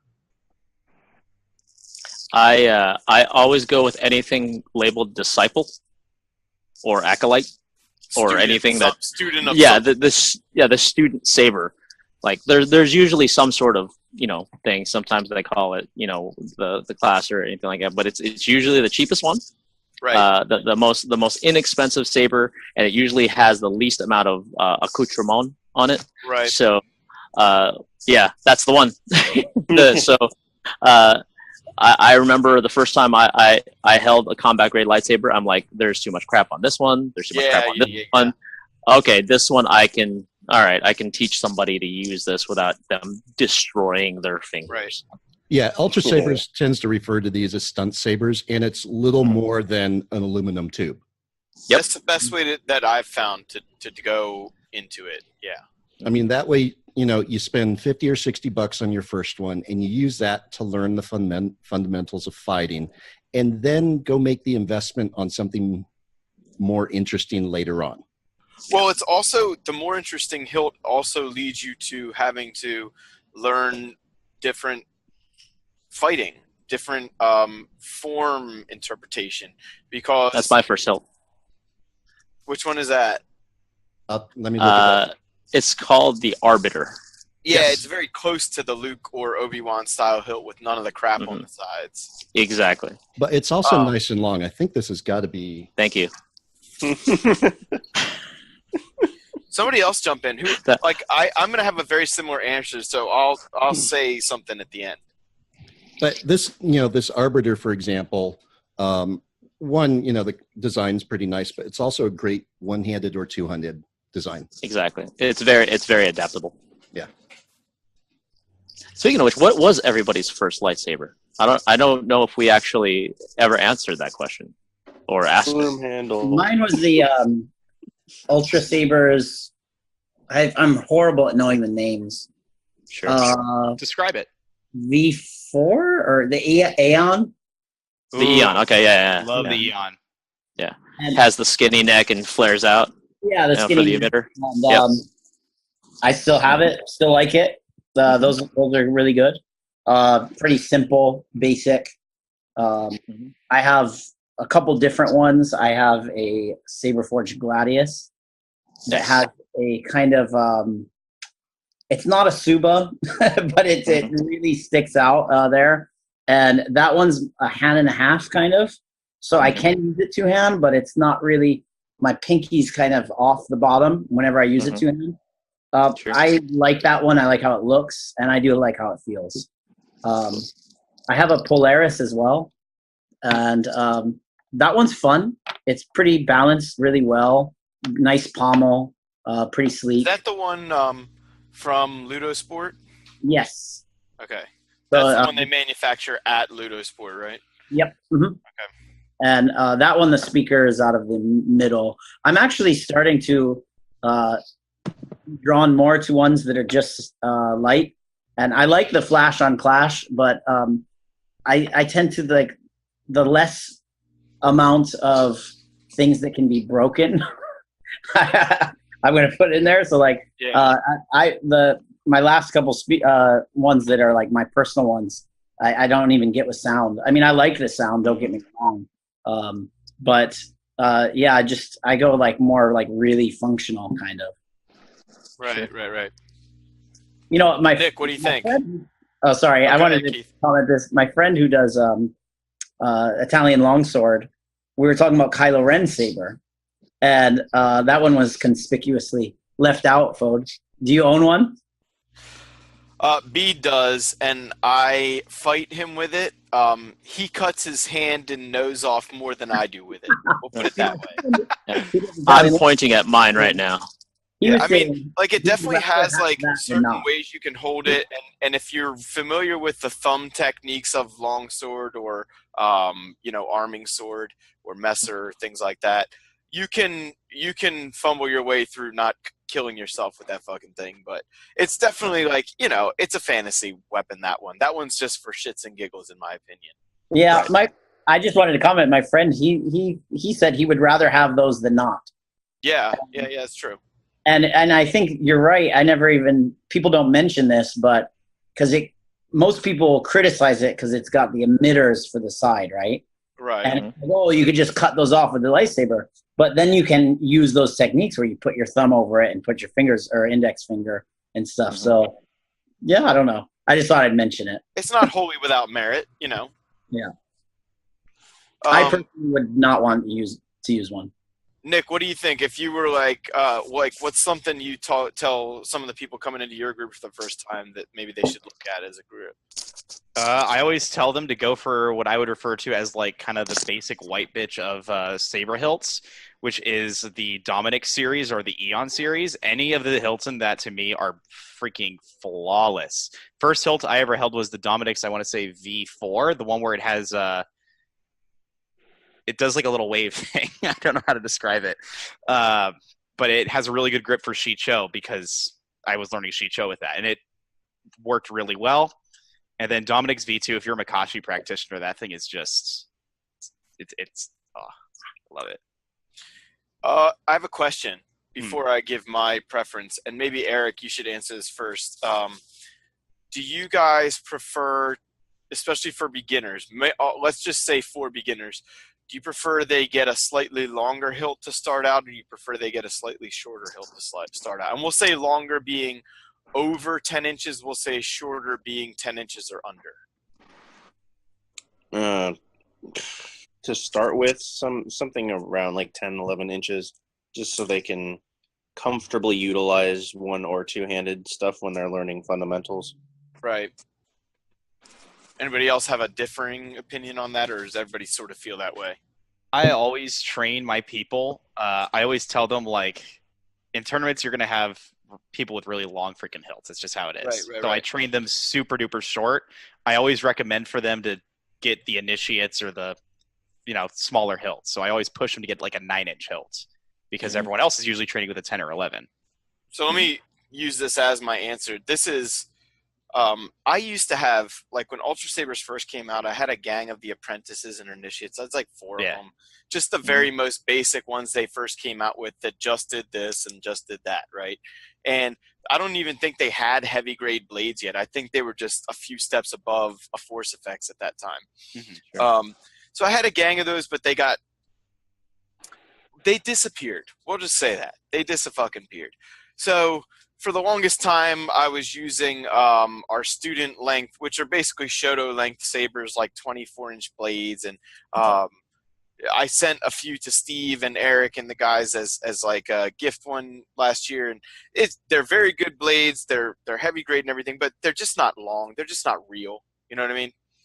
Right. So this year for my birthday, I invested in a couple sabers, both from Ultra Sabers, just to sort of restart my collection of combat grade.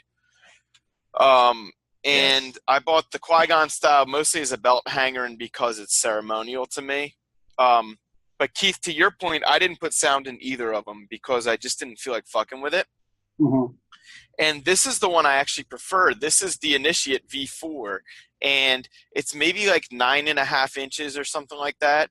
And it just like sort of like the I guess it was the Aeon you were talking about. It has like a couple different locations so that you can teach the one-handed and two-handed grips with it. So for reference, I fought Eric with the Qui-Gon style. This is the consular from Ultra Sabers, and I had a little bit of trouble with the length and Eric's like wheelchair. Like getting around that wheelchair with the length of not just the hilt but the blade as well was a bit of an issue for me. So then a couple days later when I fought Jeremy, who's a Form 6 practitioner, I stuck the longer blade in the shorter hilt, and I found that I was more comfortable. I don't really remember how I did as a fight. It wasn't really about that. But I just found that I was more comfortable with the slightly shorter hilt, even though I like the way this looks and feels overall. Mm-hmm. I don't know. Anybody want to jump on that? Well, I just like I'm holding up my Gladius. This is my main. It is a pretty hilt. I like that. And the reason why I like it, and I'm going to be just honest, I think it looks fucking cool. And so really cool. I actually think that sometimes students, it's like, well, what do you want? Do you just want to geek out and have fun and not really care about There's the fun? nothing wrong with that. And there's nothing for, because like, to me, obviously we're doing this to have fun, right? So, so actually for this one, for the Lightspeed tournament, I feel like it actually might be a very, very slight disadvantage, but I'm going to use it anyways. Like, I'm not going to like get the very most like one that's like the best for that rules or for that techniques or whatever.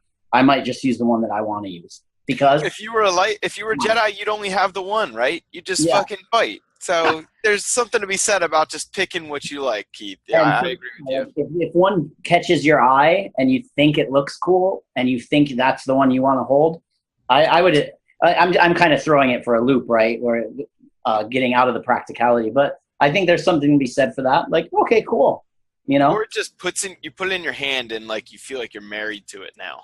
Yeah, Like, that's the real one you want, right? That's the hilt you want to fuck with. Yeah, too bad there's not like stores like you can just go in and shop for like hilts, Right. like the Superforge showroom or something in every. That'd be great. Right. Who's got a thing to talk about? I still got fucking beer in the fridge. Who's got a fucking thing?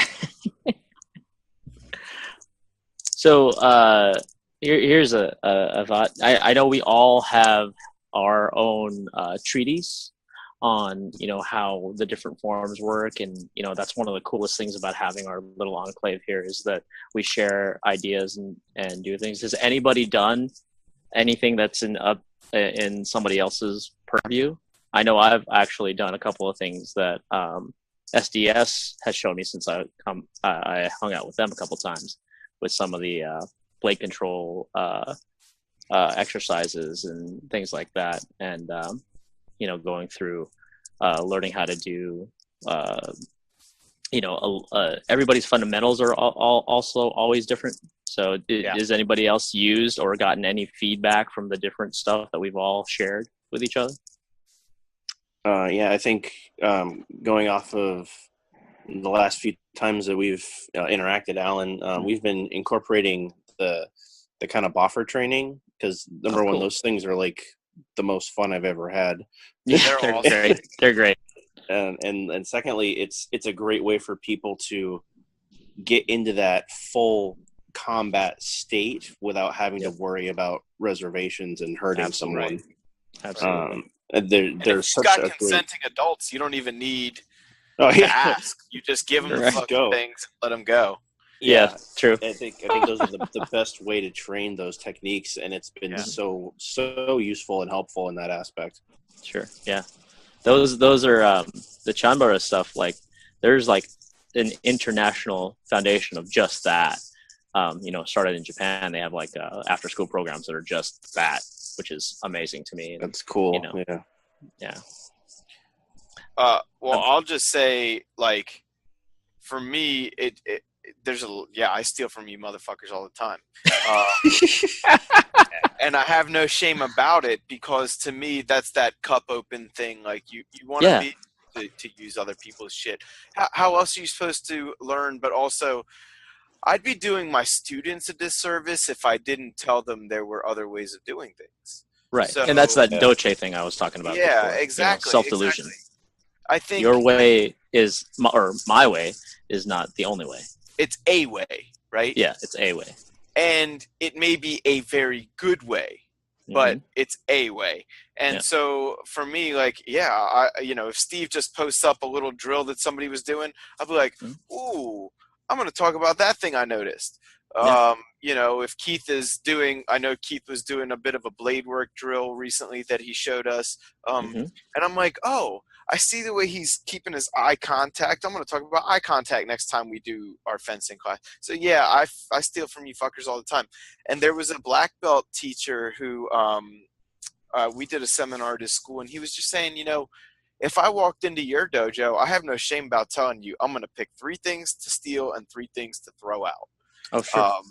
And I'll tell you exactly what each of those 3 things were because it's good for both of us. So, absolutely. I absolutely use that all the time. Yeah.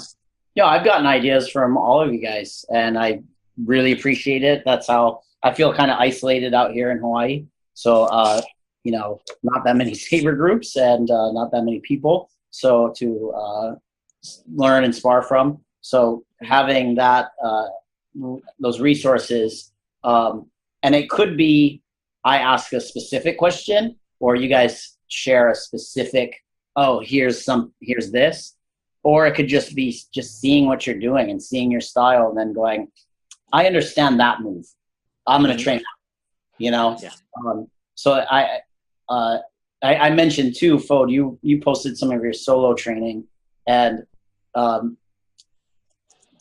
over the course of many years of watching all these saber videos, seeing a battle, it's not all gobbledygook, like just a mush of stuff. Like I can start to see like they did that technique it effectively, and it matches X form in my opinion, right? Yeah. And that's how I'll slowly kind of build up my toolkit and build up techniques and stuff. We live in an amazing time too, where we can in our group we can share information, but then we share information with like the entire world. And I've been kind of active on Instagram, and there's just there's so many saber schools now.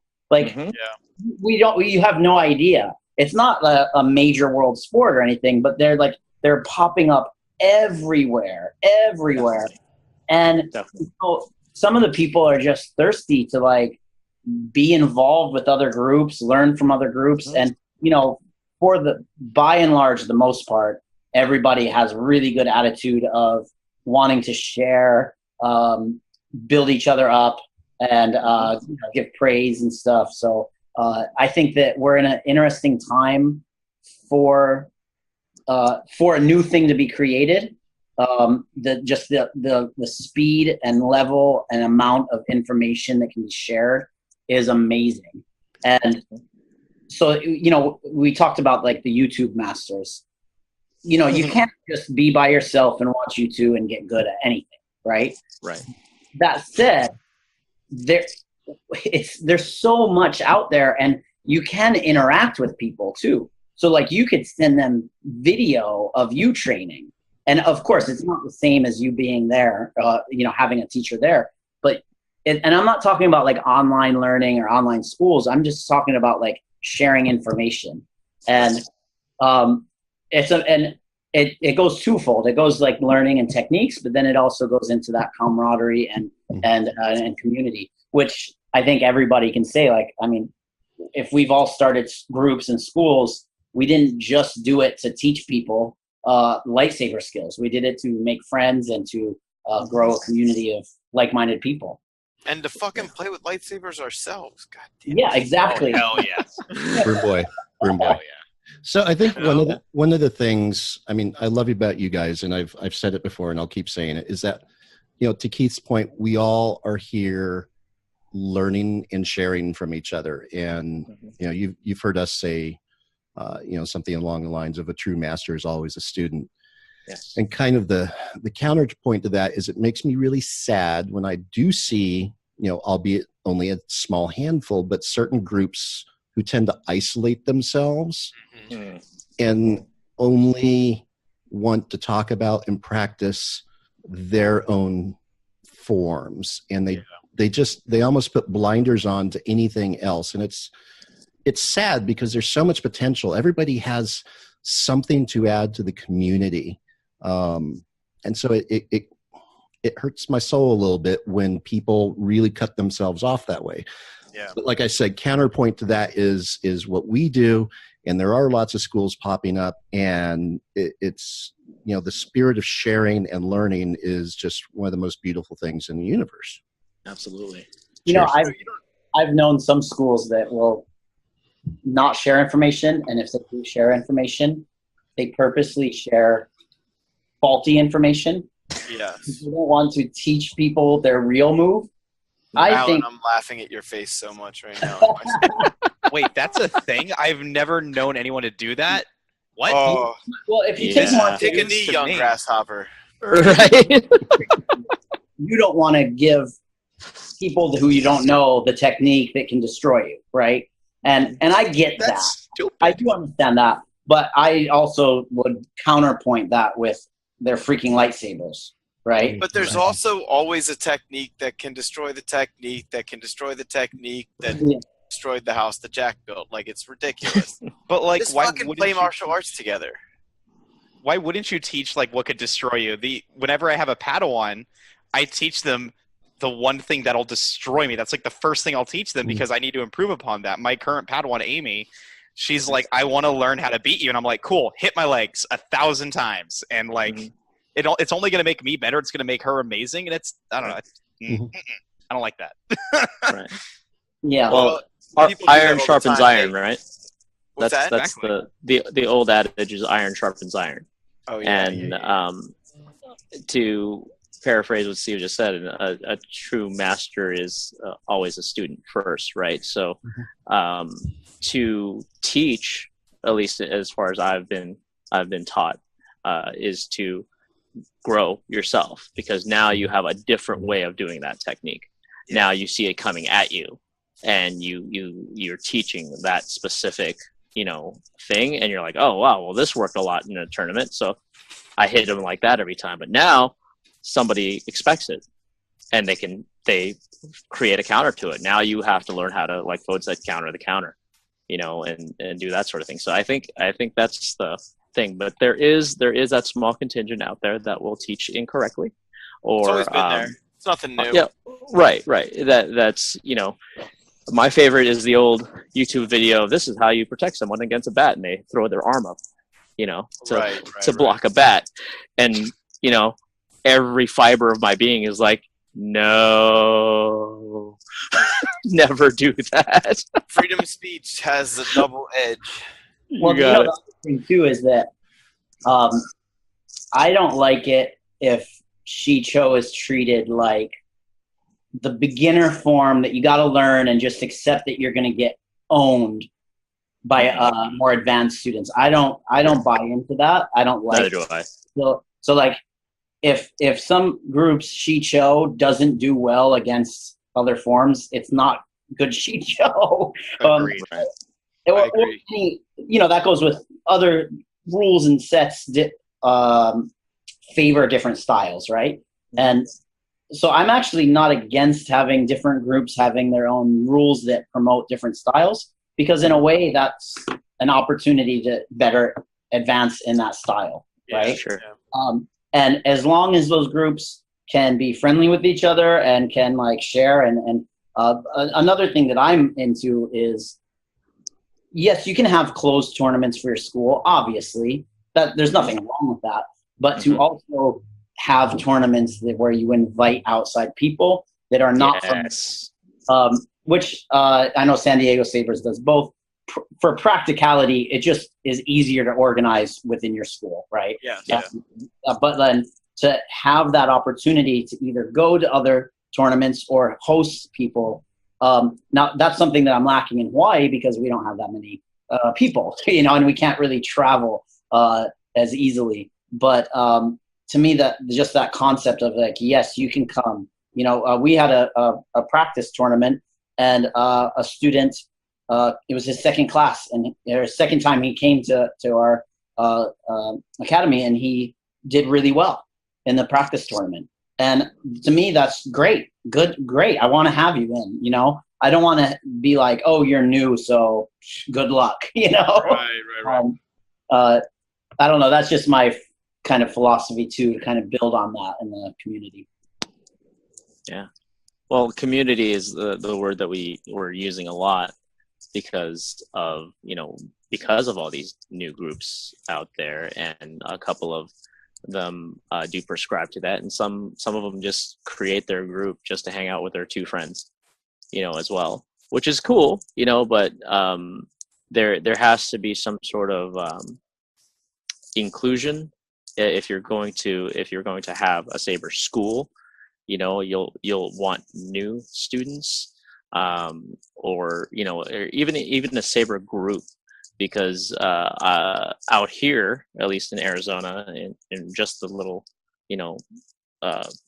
tiny desert town that's Phoenix, is there's 5 of them out here, and they all came technically from the same one group, and somebody had group drama and decided to have their own group with their 3 friends that like them, and then and all that stuff, but they're all still the same, and I see them at Comic-Con hanging out and doing the same thing in the same group, and they can do their thing. But at the same time, not everybody's gonna like your flavor of Kool-Aid. You know, Mhm. so if some people are into the choreography, I can point them to that one group. That's what they do. That's all they do. You know, some people like combat. Okay, well then you can go like this and you can go here. And some people just want to do the martial arts. Okay, well then here's the group you're looking for, which is kind of cool nowadays, is that you can pick and choose, you know, what type of group you want to be in. Now, myself, you know, I think Steve coined me the Saberborg. I try to be part of everything and assimilate everyone into doing anything lightsaber related in Arizona. So sure, you know, hey, do you do choreography? Yes. Do you do combat? Yes. Do you do form? Yes. All right. What do you want to do? Okay, cool. Here, we can do it like this, or you can join these other groups that's all they do. Some people actually just want the community. Some people just want to hang out and talk Star Wars, which is awesome as well. So I think that's one of the cool things about this is that number one, hey, if it didn't exist, I wouldn't know all of you crazy guys. So I'm thankful for that. You know, I think that would, and we are all bonded because of it. So if that works, then let's keep on doing it. Agreed. Yeah. Yeah, that's my 2 cents. Sure. I mean, we all started this because of some nerdy shit we like, right? So if it gets Oh, more yeah. serious than that, yes, it's martial arts. Yes, you need to be safe. But if it gets more serious than that, what are you doing? Right. Yeah. Right. When somebody gets too hot or too, you know, angry at what's going on, I tell them to look down and look at what's in their hand. Yeah. Yeah. Yeah. Yeah. A glamorized flashlight, basically. Yeah. I'm like, Yeah. come on, bro, you're not using, you know, you're not using an actual sword. You know, that thing makes sound. Ooh, it makes lights. Ooh, you're 5 years old. Ooh. That's right. You know, there's something important I say to people, and I didn't originally say it because it was important. I said it because it was the way I felt, and then I thought about it, and I was like, wow, that's actually kind of important. You should say that to people. So, it was started with the young kids when they would be like, oh, I don't feel like coming to karate class today. You know, like, wait a second. What are your friends doing after school today? Because you're throwing punches and kicks at people who are cool with it. You know, okay, fast forward. The teenagers. I don't feel like going to karate today. I have a test tomorrow. You know, my 12-year-old boyfriend broke up with me, blah, blah, blah. Wait a second. What are your friends doing right now? Homework? Like, what are they doing right now?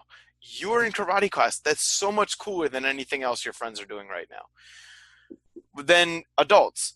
Oh, I don't feel like going to karate class today. I had a long day at work. Like, wait a second. What are your coworkers doing when they get home? Are they going to karate class and getting their anger and aggression and frustration and fatigue out of their system? Or are they going home and yelling at their spouse because they're frustrated at work and it has nothing to do with the person that they spend their life with? You know what I mean? Like, you have to look back and say, what is everybody else doing right now? Because I have 60 minutes or 90 minutes or 3 hours in some cases to fucking do something that's fulfilling in many, many, many, many ways. It doesn't really detract at all from my life to do this. Right. You know? Yeah. I didn't say it that way back in the day. Now it's much more poetic. You didn't even drop an F-bomb in there. I'm impressed. See? That must be the passion. Either that or I need more passion. Right. Or beer. Or passion, beer. since I'm drinking tequila. There is a beer in the fridge with my name on it. I'll be right back. It's calling my name. And there it is. He took off in his Solar Sailor.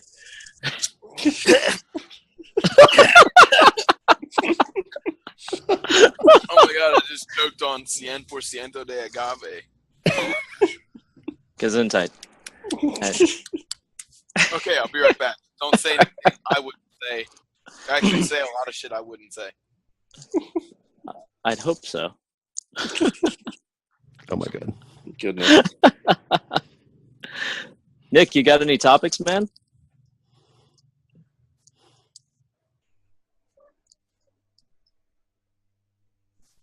I think we have another mic problem. Did you lose your Dude. mic again?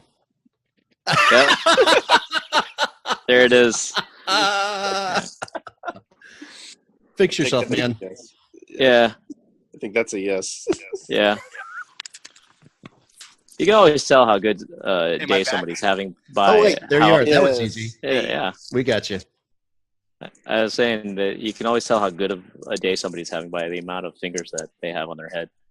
You know, Yeah. yeah. And how far back the hand is too. It's always, yeah, that's a good indicator. Indeed. All right. Did we lose Keith too? Yep, Keith down, Keith down.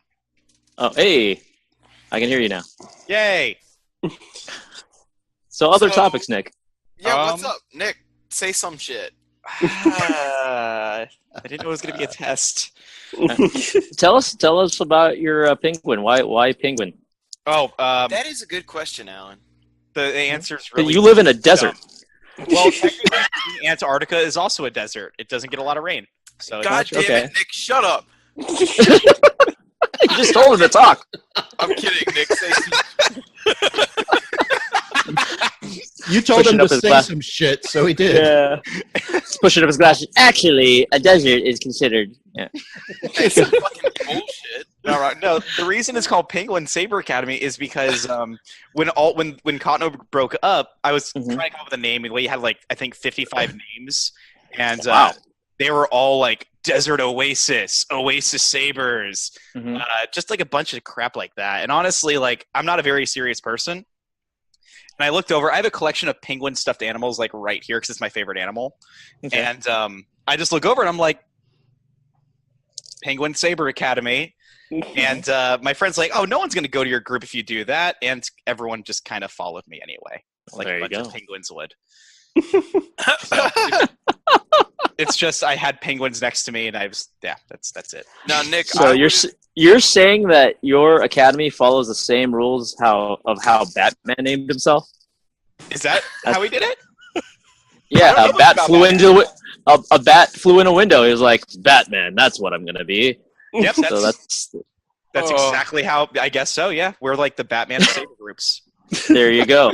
Penguin Saber Academy, the Batman of Saber groups. wait a second. You- Doesn't that go on both sides of the law? Does that Could be. make you a gray Jedi and no longer canon? Actually, Oh. we're a Sith group. Oh, nice. Stop. That's why I'm the Emperor Penguin. There is no Jedi. There is no Sith. You know what there is? I see what you did there. There's a big old boner that you turn on with a switch and it lights the fuck up. Lightsaber or dildo? It's does come it up have- again. Why does it have to be or? He gets it. He understands. That should be the name of this episode. Swords and Sabers. Why does it have to be or? So, Fode, I already Googled it, and there's something waiting in the Enclave chat for you. Oh no! I heard my lightsaber dildo phone vibrating, so Yeah. It's a shoulder massager. All right. oh my god. Okay, so, what have you guys been Instead of flash martial on arts? flash, it's vibrate on flash. Yeah, that's right. That's right. Oh god. What have you guys been martial artsing lately? What's something interesting you guys have been sort of adding to your empty cups? So I got to practice some Ataru.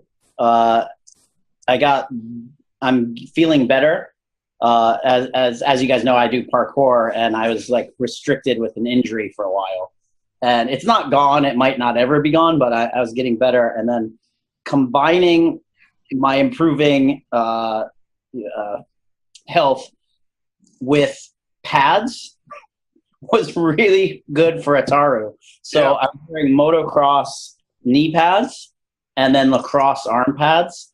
And you can do really shitty rolls and have pads on, and you're all good if you know what you're doing.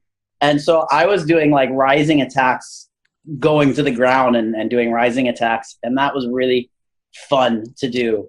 And then to roll away just makes it look kind of badass, you know, if your hips are going over your head in any form, especially if you can score the hit, you know. Yeah, right. And I wouldn't Or die honorably. if you're So Ataru is about risk taking, and I can see that, and doing jump attacks too. And right now, I still have to kind of watch my jumps. I can't like do too much or go too big with that. But doing some jumping attacks and various footwork and stuff, that I'm finally kind of getting to play around with my parkour background into the Saber. I purposely restricted myself for, I've been doing this for 3 years. For the first couple years, I was like, I wanted to do that, but I was like, I need to learn some basics and I need to learn some actual skill before I just start like fucking around, basically. Yeah. And when you fuck around, you can score a point and feel good about yourself, but I'd rather know kind of the mechanics of it and the viability of it than I'm getting there. So I'm excited to be starting off my path in Ataru a little bit more now. Mm-hmm. Who else? What are you martial artsing lately, people? Nobody studies martial arts on this fucking panel. Nope. All right. Well, None. this has been None. San Diego Sabers. All right. Ataru. So I did 1 year of capoeira, and I was not very advanced in that. But as we were talking about sharing, on Instagram, there's this guy in Brazil who's like a badass capoeira practitioner. He can do all the flips and everything. And he's starting to geek out on lightsabers, and he's mixing it. He's doing capoeira and lightsabers, and he's just doing like little solo flows. But man, those kicks and stuff, it's very theatrical. It's like, and it could be badass. Like it could work. Obviously we're not kicking each other in our duel. Right. I wouldn't want to, if it was no holds barred, I wouldn't want to verse this guy because my saber would be up and he would kick me from the other side and I'd be out. But watching his moves, like it kind of reminded me like, oh yeah, that footwork, and that kind of physicality. So I'm trying to maybe start to think of sprinkling a little bit of that more into my practice as well. I've really just gone back to basics. Really, I try to. I went to my, like I said earlier, to my original sword teacher for Japanese sword, and just went, okay, well, like, what do I got going on to show me how to fix this? And he today worked on close quarters stuff like sword grapples and things like that, and something that I'm doing lightsabers never do. Right, so there's not any of that happening. You don't smash each other's fingers on each other on your hilts, and that's kind of one of the things he worked on today. I was like, no, okay, this is something that could possibly happen. Won't happen if we had a real sword, but this is something that could happen. Somebody rushes you, and now what? You've never trained this, so now what do you do? And just try and creating that sort of, oh yeah, that's right. I didn't even think of that. Because usually when we fight, it's one hit, one kill. Who's next? Much like when we do lightsabers, we play tag. But usually being able to quickly hit, and get out is all I've been working on. Is to work on my footwork and work on my telegraphing as well, because that's a lot of the things that at least I feel like I feel like I telegraph a lot. So I try to work on the movements that are not very telegraph oriented. So a lot of rising strikes instead of downward strikes where you have to lift the sword first and then pull it down. That's really what I've been working on. Well, the grappling and stuff, that's in the movies too. I mean, so it makes sense to, there's some bumps and kicks and grappling. Not a lot, but it's there. Right. Right. Well, in tournaments and stuff and that I've been to, a lot of that is not only frowned upon but illegal. So I tried to. I was like, oh, this is a different experience altogether. And then he also said, well, if we had real swords, you'd be 10, 20 feet away from me, and we'd be, running from each other because nobody wants to get hit with a sword. So I was like, oh, that makes sense. But that's one of the. Well, just to jump in real quick, like when I mentioned earlier, since the age of my students is younger than 18. Most of what we do is based around the boppers or the foam lightsabers, which, by the way, the core of those things is pretty rigid. They're really put together well. But when you do I don't think it's me, Steve. When you do the fucking drills and stuff, we actually do incorporate grappling and martial arts unarmed movements into our lightsaber fighting, because the foam sabers and the style of padding that we use allows us to do so.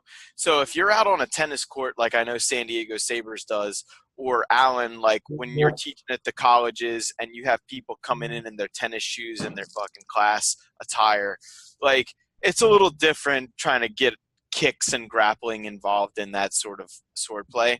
But when we're in gis and barefoot and we're on a padded floor and we have padded weapons and padding on our bodies, yeah, we do throw in grappling. And I've been martial artsing lately, not letting my students catch me with moves like front kicks that I told them they could use. Even though I'm trying to be nice and not use them on them, I'm getting caught a little bit by the shit I tell them they can do. So for me, it's just like, I know Keith said the other day he fought all of his students in a row.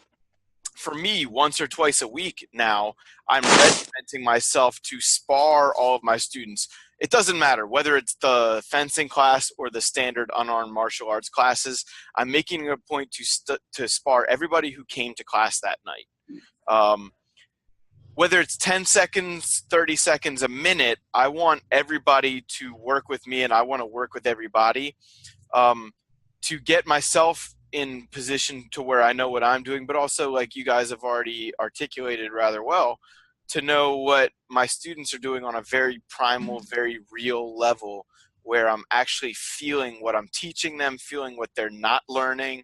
And as a byproduct of all of that, whether it be getting kicked in the middle of a lightsaber fight or actually accomplishing that kick or whatever it is myself, just being aware, just constantly being aware of what there is ahead of me, and whatever's behind me is behind me. Use it to move forward. So who else has something? Well, that's kind of interesting, talking about sparring students. Keith, you did something kind of interesting in your last. Yeah, right. Yeah, I can talk about that. So, I got into this because I wanted to have people to fight with lightsabers. And then being an instructor, it kind of changes how I can participate in different ways and whatnot. And I had one tournament that I participated in fully. And this time around, I decided I wanted to participate in it, but my being involved in it would have no negative consequences. So what it was I would spar everybody, and the person who did the best against me, who was not in the top bracket, they earned a buy-in to the bracket. So it was only a positive outcome against versing me. There was no negative consequence. So they could have done horribly against me and still ended up in the top bracket if they did great against everybody else. And so I got to – it made it – luckily, I had some good judges that could run it because I was fighting everybody, right? And so I couldn't judge until it got to the finals. But it was a great way to for everybody to kind of maybe see me be competitive and not the teacher, but then also for them to have more battles. And then it was a great way for me to train and see everybody try to really bring it to me as well. So yeah, I would recommend that for any instructors. I 100% agree with you, Keith.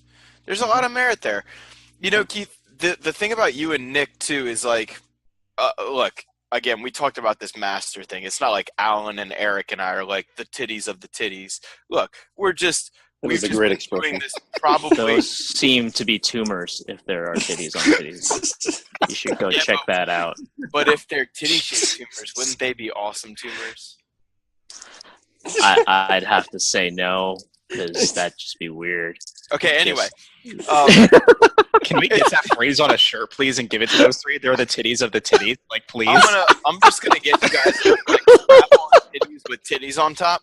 Oh my God. But anyway, it's not to say like we're the top of the top, but you two out of all of us, like you're closer to the students skill wise than we are. We've sort of been doing it just longer factually.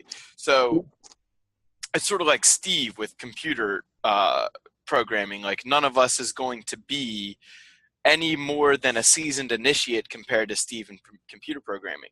So for you guys, that's like it's very cool because you can see that you've progressed beyond what you're teaching people, in addition to teaching them stuff that allows them to progress.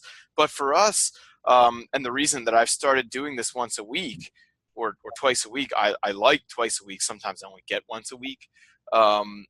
Is again, and I'm sure Eric and Alan can comment on this, just to sort of refresh yourself, just to go, yes, I know I'm supposed to be and probably am the top in the room, but you got to give people the opportunity to fight you and to maybe get hit once in a while by a white belt, so to speak, to maybe like just like allow yourself to give them openings and to create openings and things, just to like really workshop. Like there's a lot to be said about people who are, I'm not a master by my own accord, but I've been doing it for 26 years. So a lot of people would look at that and go, oh, that's master level. Look, I like just as much as any white, yellow, purple, brown, black belt to get the gloves on and just fucking toss around with some people who are like-minded and like-bodied.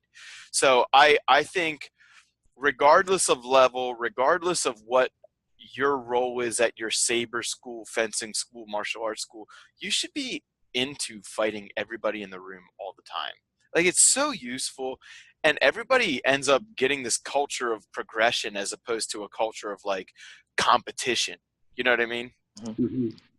Mm. That was a long answer. Anybody got something for that? I know I'm fucking smart shit. I wholeheartedly agree on that. I wholeheartedly agree that, you know, application is always good. And like I said, it's a form is good, but you don't know, if you don't know how to apply that form, then why are you doing it? You're no longer doing a martial art, in my opinion. You're doing a dance. So to actually teach the applications, that's where I love doing it. Like this is what they're going for. You know, will it work every time? Probably not. However, this is the idea. So when you're actually doing your form, see yourself doing it. See yourself grabbing that arm and doing this and blah, blah, blah. Now, when you do your form, you're emulating that, and you've seen it in your head a lot of times. I have a rule in my school. If you come to me in between classes and you ask questions, I'm going to throw punches at you. And it's up to you to keep your composure and still ask your question and block every punch I throw at you. Oh, yeah, and so that's usually, and my students know that, you know, and they'll come up, hey, Master Venable, can you do that? Okay, what about this thing? And I'll throw punches at them because they're asking. Yeah. I'll throw punches at them. I'll throw different things at them. Sometimes I'll kick them. Sometimes I'll put them in a sleeper hold or something like that, because they know how to get out of it. But you never really get that. You know, you don't go to your math teacher and it's like, hey, what's 2 + 2? And they put you in a chokehold. You know, hopefully not. But, you know, that's what it felt like. Cool. Right. Eric, you're not wrong. Mental chokehold. But that's what I mean, though, is like that now their mind is engaged. There's that old Winston Churchill quote, right? There's nothing more exhilarating than getting shot at without results. Right. So, and I was talking to my teacher about that. I was like, I love getting hit, you know, when I fight you, because now I'm always in the moment. I'm not thinking about my bills. I'm not thinking about what I'm doing next. I'm thinking about this moment right here. And that, you know, that's the gateway to Zen, right? So there's nothing like it. And I every Monday I train with the instructors of my school, and that's the thing we do. We fight. You know, we get out the foam sabers and we fight. Then we do some push hands and we do all these things that It just keeps you in the moment and keeps you engaged and keeps you honest. Really, Yes. it's like, yeah, because then, hey, I'm, like we were talking about, the title of master is, is given to you by others, not something you give to yourself. Yeah. Unless you're Master Ken from Emeridote. That's Oh, God. that's a whole other I story. love Master Ken. So, Check out Enter the Dojo so bad. so I'll create a little lead in for Eric here, because we've talked about this, and I see him do this, and he's sitting back right now being very quiet. But I know this has got to be a situation that masters and head instructors have to deal with, is because they're in the position, because you guys have more experience, that 95% of the time when you're training your students, you're having to hold back, you're having to dial down to their level. Yes. So you certainly want to and look for the opportunities when you can dial it up, and you look for the students where you can kind of let loose and enjoy and have fun, kind of what Fode was alluding to. And, so I saw this last week when Eric took a few minutes and then he's like, I'm going to go fight Jeremy. And we all know what that means. That's one of those folks where Eric can dial it up and really just go have some fun, almost outside of the teaching mentality, but just go enjoy the sport. Right. Mm-hmm. Yeah. I would say that, at least for me, it's 100% of the time when I'm teaching a student, you're having to dial it back in some way, because 100%. It's a teaching opportunity for both of you, because what it is you're presenting them with opportunities or openings or positions you'd like them to take and capitalize on. And that's what they're learning. And you're learning how to not only, what they need to learn or get better with, but you're also learning the most effective ways to do that and to help people take those opportunities and openings and how to overcome those things that you're trying to teach them. You're learning more effective ways to teach them at the same time. Eric, to your point, I've had, especially recently, as my sorry about that fucking sun pump. God damn it, motherfucker! All the money I pay in mortgage, and you can't shut the fuck up. Anyway, when Eric, you're talking about like 100% of the time dialing it back. For me recently, especially with my and like I mentioned, you can't take my lightsaber course until you take standard karate from our studio. So that's just a byproduct of how I make my living. Like if it were up to me, I'd fucking do lightsaber for free and I'd never have to pay bills, but it's not the case. Mm-hmm. But for me, my 2, 3, 4, 5 at the max lightsaber students, when I say things to them like, oh, did you see I just used the velocity we were working on? Like, that's those moments that I think you're describing where you go, okay, I gave them the opportunity to take it. Now I'm going to show them how I've used the opportunity that they didn't know they were giving me, but that I was talking about in the first place. You know what I mean? So I think what you're describing, it's sort of like the plight of the teacher. You constantly want to give people new stuff. That's how you become a better teacher. But you do have to still train. You do have to still be diligent in your own practice, because otherwise, why would they listen to you in the first place? You don't have to be the greatest saber fighter in the world. That's not the point. You just have to be really good at teaching saber fighting in a way that you're competent in the way that you physically and verbally express it all, to the point where people can either get to your level or even ideally surpass your level. In my opinion, the greatest teachers, their students are better than them. They should be. Yeah. That's the ultimate. Years of training. Students that have a background that translates directly to lightsabers. Yeah. And then it's like, okay, you've done 10 years of Chinese sword. You're kind of there, right? Or let me give you Shinjo, and then we'll see what happens from there, because you're not unprepared for further practice. Yeah, and at that point, you can kind of help mold them to apply it to the fact that it's a lightsaber. And exactly. Yeah. Yeah. But yeah, that's just an interesting thing that maybe more so with lightsaber, as Eric has called it, the MMA of sword fighting. What that means then is that if you have a sword fighter, they can be a lightsaber fighter, right?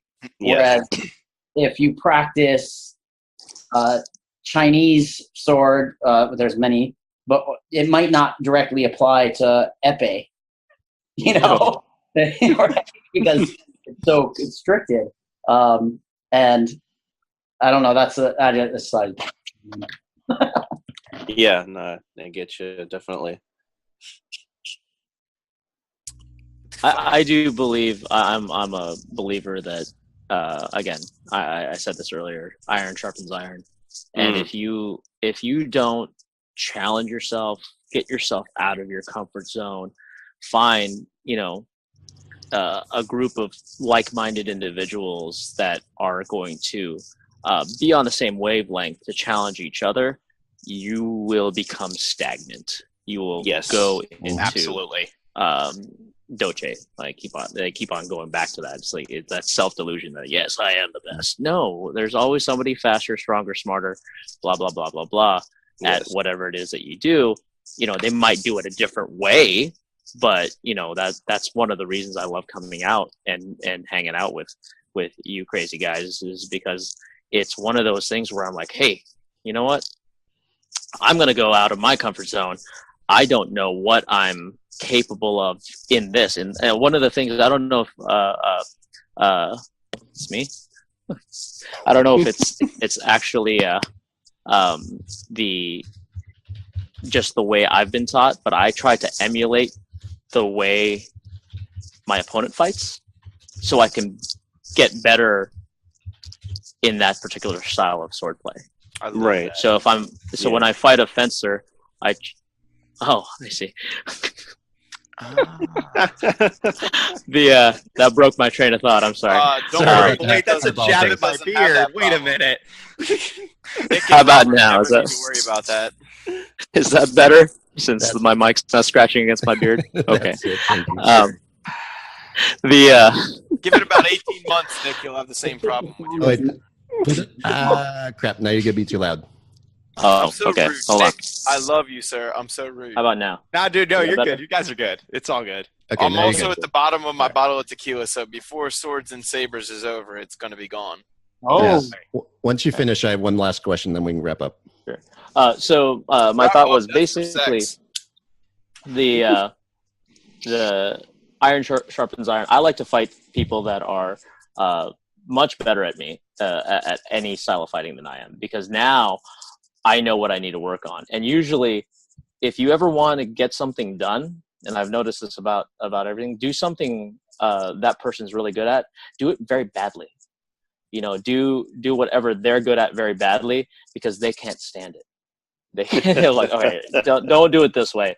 Do it like this. There's merit there. I like that. I like that. Yeah, and there's so merit there. so when I'm fighting a fencer, I like to fence them, and hopefully the way I fence is enough for them to go, okay, he has good foundation. But I have logged nearly the same amount of hours as Nick has in it. So that's the cool thing about it is like, hey Nick, check this out, man. This is what it's like. Or hey Eric, what if I did this little thing? And that's what's cool. Now I have done a lot of different styles of sword, and I was talking to my teacher about this today. I'm like, I'm sorry, I have bad habits from other styles. So please forgive me, but this is the stuff I've been training the last few weeks. A bad habit from one style might be a good habit in another style, right? That is exactly true. Yes. Exactly, and that's what's cool about lightsaber is you can mix and match.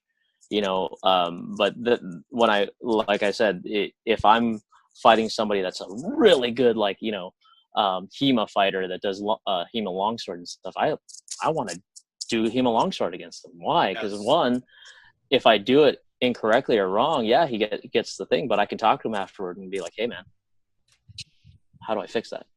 Yeah, that's a great approach. I agree. Alan, when I fought the San Diego Sabers guys, and Eric, I'm sorry I cut you off there, buddy. No, you're good. there were 4 people I fought in San Diego Sabers. I fought Eric, I fought Jeremy, I fought Robert, and I fought Andre. And for each of those people, I felt like I was trying to sort of mirror or mimic what they were presenting me with.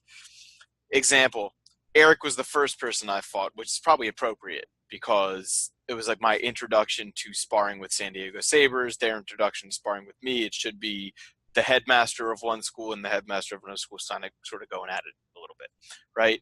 So That's how we shake hands. Yeah, exactly. Yeah. And it felt like that. We were sort of like, okay, that was a cool hit. Let me try something here. And we sort of just went sort of strike for strike. I don't even remember what it looked or felt like, except that it was fun, right? Mm-hmm. Fast forward, I sparred Andre a little bit a couple days later. And for Andre, it was like, oh, they needed some video footage for IGC. # for your fandom. Go to that shit, bitches. And it was just like, okay, the cameras are rolling. Let's just play. So for Andre, who's really focusing on Form 1 more than anything and just sort of competency with a weapon in his hand, it was just fun for me to go, okay, let me give you and me some opportunities to just play wacka-wacka, right? As Matt and John. off the top of my head. Anyway. So then I sparred Robert third, I believe. And Robert and I sparred with the boppers, so we used no gear. It was just fucking shits and giggles. It was a blast. And Robert is such a giggle freak in the first place. Like, I didn't go into that fight like, oh, let me just fucking see if I can get better at technique. It was like, no, let's just play bop. Okay? Mm-hmm. Let's just play hit each other. # giggle freak. Yeah, it was so much fun. And there were things about Robert, like I realized that Robert's timing was, at least in that fight, ahead of mine by a couple beats, you know? So I was just like, okay, well, now I need to work on my timing. And I was trying to match Robert's Makashi, which is very efficient, with my own Makashi and, you know, just sort of seeing what happened. Then I get to Jeremy, who was the last person I fought, and this motherfucker is literally a jack of all trades. His Niman is very good, okay? Indeed. He can switch it up very fast on you. And his personality is so calm and collected that if you feel like you're going to get an emotional advantage in the fight, he's going to disagree with you and shut that emotional advantage down. So for me, it was just like, okay, let me just see how many different forms I can kind of exhibit while we play. Alan, to your point, you love getting hit. You're telling your teacher there's habits I have from other forms. That's what we're all here for, isn't it? Like, to see the good habits, to see the bad habits, to see how the good can become bad and vice versa, to see, like, it's supposed to be fun, but it's also supposed to be intellectual and help you progress. Otherwise, why do it either way, right? Why do it if it's not fun? Yeah. Why do it if you're not learning something? Right. Well, that's answer. Well, that's part of the I like getting hit. I don't like getting hit just for the sake of getting hit. So if you guys see me on the street, don't just come and hit me.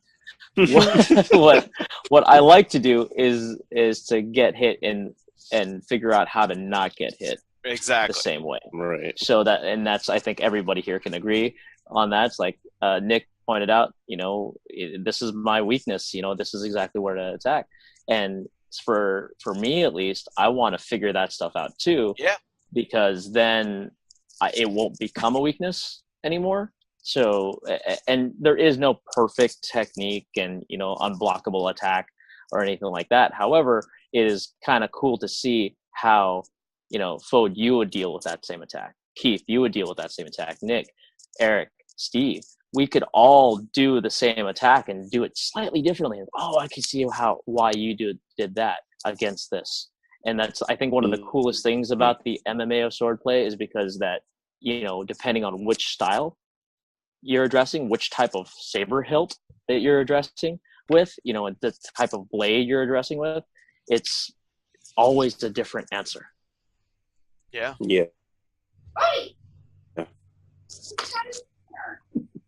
That was good timing. Yeah. Wow.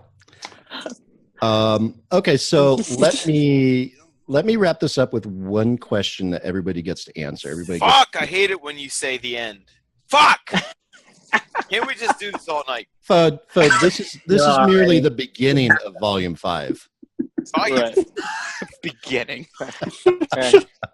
Why can't Okay. we be the Peter Jackson of podcasts and just do 3 parts for one movie? We're already over 3 hours, so we're already there. If you stayed with us this long, what's wrong with you? Congratulations. And or I have a therapist you should go see. Right. Okay, Saber so- therapy. That's something we haven't done yet. Podcast. Therapy. I like that. Yeah. Okay, so I don't know. I don't know if we've actually talked about this in any of our previous volumes. So let me throw this out there. In your experience with your groups, what's the most common mistake or set of mistakes that you see new people making? And maybe it's technique, maybe it's a mental approach or an attitude, maybe it's equipment, or maybe something completely different. But do you see any patterns? So think of somebody listening to the podcast today. What do you see people kind of repeating in some way that maybe somebody new going into it should focus on trying to avoid?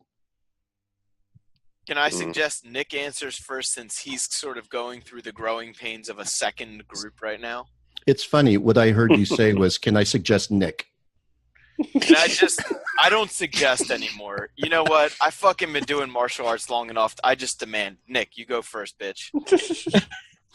Wow. Man, I love the way you dirty talk me. It's so sensual. I know.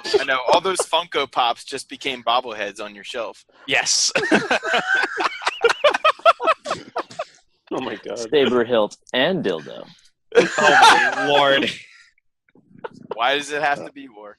Okay, Nick, you go first. Sorry. That's an interesting question. I would say because I've done this twice now, essentially. The most glaring mistake I have is after they complete their rite of passage in our group, there is this like huge air of confidence they have, and honestly, like I have such a hard time like bringing people back down to earth. And usually what ends up happening is they ultimately end up not coming to the group anymore because they cannot get over themselves as like being the best, and then they lose once and they're just crushed, and it's, I don't know.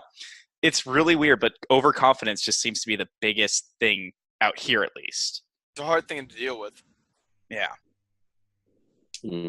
I've noticed two things with new people.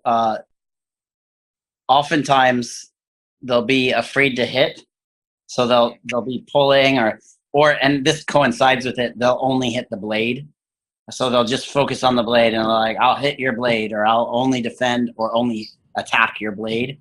And that's I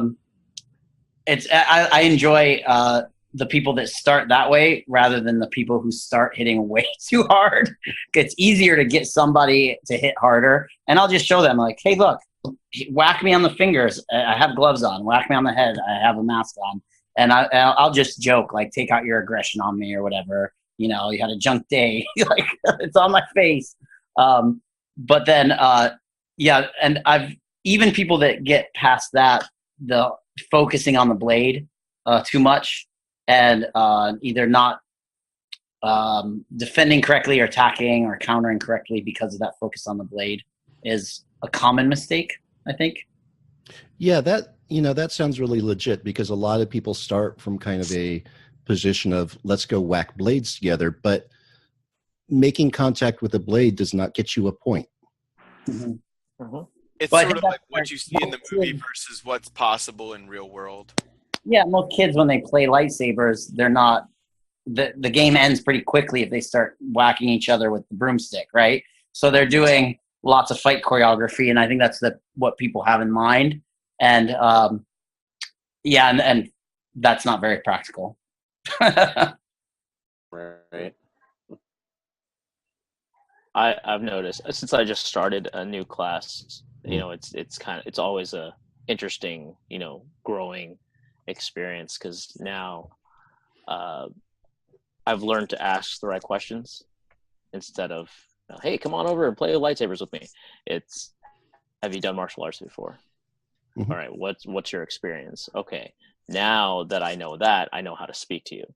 I can say certain things from that style of martial art or that style of dance or whatever it is. Or it might be, hey, this is the one thing I wanted to do to get me in shape again. Okay, cool. So here's these are the drills for you. You're not into it for the combat. You're into it for this other thing. Okay, cool. So I can, I've learned to talk to the different students, because every student is different. Every student vibes a different way. So I can get them to create more camaraderie if everybody's getting better at the same time. So a rising tide lifts all boats, right? So the idea is to get everybody that. So you work to establish a common frame of reference so that you can work from that. So maybe absolutely, yeah. Maybe another way to put it, if we kind of go back to the question, is people coming into it should try to at least think about what they want to get out of it. Yeah, it's the biggest piece, I think, that at least early on when I was trying to put Saber groups together was, what does the Saber group do? You know, because there are choreography groups, there are combat groups, and there are martial arts or health-based groups. And there's even a group out here that just all they do is Saber games. They do lightsaber games. So they do like capture the flag, or do that sort of thing, or zombie, or any of the the big lightsaber games. And I found that, okay, that's what you're into, so I understand how to talk to you about this again. So now your tendencies, whatever they might be, I understand where you're coming from. So I found that to me is like somebody new coming in, somebody new listening. You want to be able to communicate what you're there for. You want to be able to communicate like, hey, I really don't want to hit anybody. I want to spin the saber and look cool. Or, hey, you know what? I actually want to learn how to hit somebody with a glow stick. To be able to do that, and as a teacher, you want to be able to kind of vibe in on that and just address that right away, and that way the student does stick around. You're not putting the saber spinning student against combat monster, because then you have that mismatch, and then you lose two students. Is it my turn? Yep. Okay. So, mistake-wise, like, I'm sure we all agree, mistakes in the pure sense of the word, they have their place, right? Like, they're a big deal. It's good to make mistakes. It's good to learn from mistakes and all that kind of thing. But mistake-wise, in terms of going into the training mindset, I think a big thing that I'm personally dealing with my own students, whether it be in the fencing class or the standard martial arts class, comes down to really just adapting. Like, yes, I might teach you that the sequence is A, B, C, D, E, but you have to learn eventually, hopefully sooner than later, to be able to take D before A, to be able to take C in place of B. And it's not an easy thing to learn, and I don't pretend by any chance that it's an easy thing to learn. But I come from a perspective of somebody who is doing martial arts at the age of 4 years old. So what do I really know about being a white belt? I was so young, I don't even remember it. So for me, going back and going, okay, these people are not the same as me. They have things that, God damn. It's hard to say. Mistakes lead to so much success that it's hard to say don't make a mistake, but you want people, I guess overall, you want people to be aware of mistakes that are being made. I tell people all the time, look in the mirror. Are you the one making the mistake? Is somebody else making a mistake? And what can you garner from that mistake being made? If it's your own, how can you fix it? If it's somebody else's, how can you not do it? So I guess that's a shitty answer, but if you're making mistakes, it's not that it's a bad thing. It's that you have to build off of a mistake. You can't just say, oh my God, the fucking building's demolished. Well, look, you still have bricks and mortar on the ground. You can build a new building, maybe a better building. So I guess think what, I guess it comes down to being a white belt and allowing yourself to be a white belt in whatever regard that would be. don't be afraid of making mistakes. Yeah, I to the love point that. where you're Yeah. not trying, I think is what you're trying to say. Exactly, Alan. Yeah. Beautiful. Yeah. Smart people. And the best thing to do is to learn from your mistakes. Actually, let me take that back. The best thing to do is to learn from other people's mistakes. Avoid open making yourself those up yourself. to the awareness that you're not the only one making mistakes. Yes, you can't be. Absolutely. It's probably and physically impossible to be the only one making mistakes. Well, and see, I will slightly disagree with Alan in that, yes, you should learn from other people's mistakes, but psychologically, failure is our greatest teacher. So in some ways, I agree. I hope you make mistakes because you're going to learn. I would argue you're going to learn more from your mistakes than other people's mistakes, probably. Sure. Yeah, well, I mean, Yoda said that, right? Failure Absolutely. is the best teacher, and that's absolutely true. I think that's Absolutely. the best thing. But as you don't want to make the same mistake as the guy next to you. Is my point. You have to learn from it. Right. Yeah, Absolutely. learn from other people's mistakes, learn from your mistakes, And yours. because we all know that we're going to make mistakes. Absolutely. And being part of the 18 Saber groups I'm part of, I can definitely see what things I like and what things I don't like. So. Well, Alan, from my perspective, I'm part of 0 Saber groups officially, except for my own, which is just the kids I teach karate to in the first place. Well, you're part of our Saber group, Fode. Well, there's that. Like, Indeed. it doesn't matter if you're part of groups or a group or neither. It's just that aspect of constantly building upon stuff. Yep. Whether it's martially, choreographically, whatever it is that fills your cup. Lightsabers, if you're listening to this podcast, lightsabers fill your cup. So figure out what about that, out of all the stuff we've talked about tonight and in previous episodes, what about that can help you fill your cup? Because what else are you doing liking Star Wars if lightsabers don't help you? Fair enough. Right? Indeed. Okay. Eric, go ahead, man. You have I was the going to last say, word on this. Eric's turn. Oh, Remember the question? yes, it's the most common mistake you see newer people make. I would say it's a mistake in the sense of where their mindset is when they hit a certain point in their training. And the way I look at that is when you're going to learn something new that you've never done before, there's a bunch of different stages of mentality. And the first one is that you don't know what you don't know. And so when you come into sword play, you have no idea all of the things that you don't know. And so once you get to a certain point and you start learning things and you start sparring people with a ton of experience, then you start to know that you don't know. And so you see all of this stuff, and before you had no idea all this was out there, but now you do know all of this stuff is out there and you don't know how to do it yet. And I think that's where the biggest turning point in a lot of people's training comes from. And it usually does one of two things. And it either drives people to learn all of those things and to better themselves, or it discourages them and puts them in the mindset of there's no way I'll ever be able to do this. And I think underestimating your own ability to learn is the biggest mistake I see a lot of people make.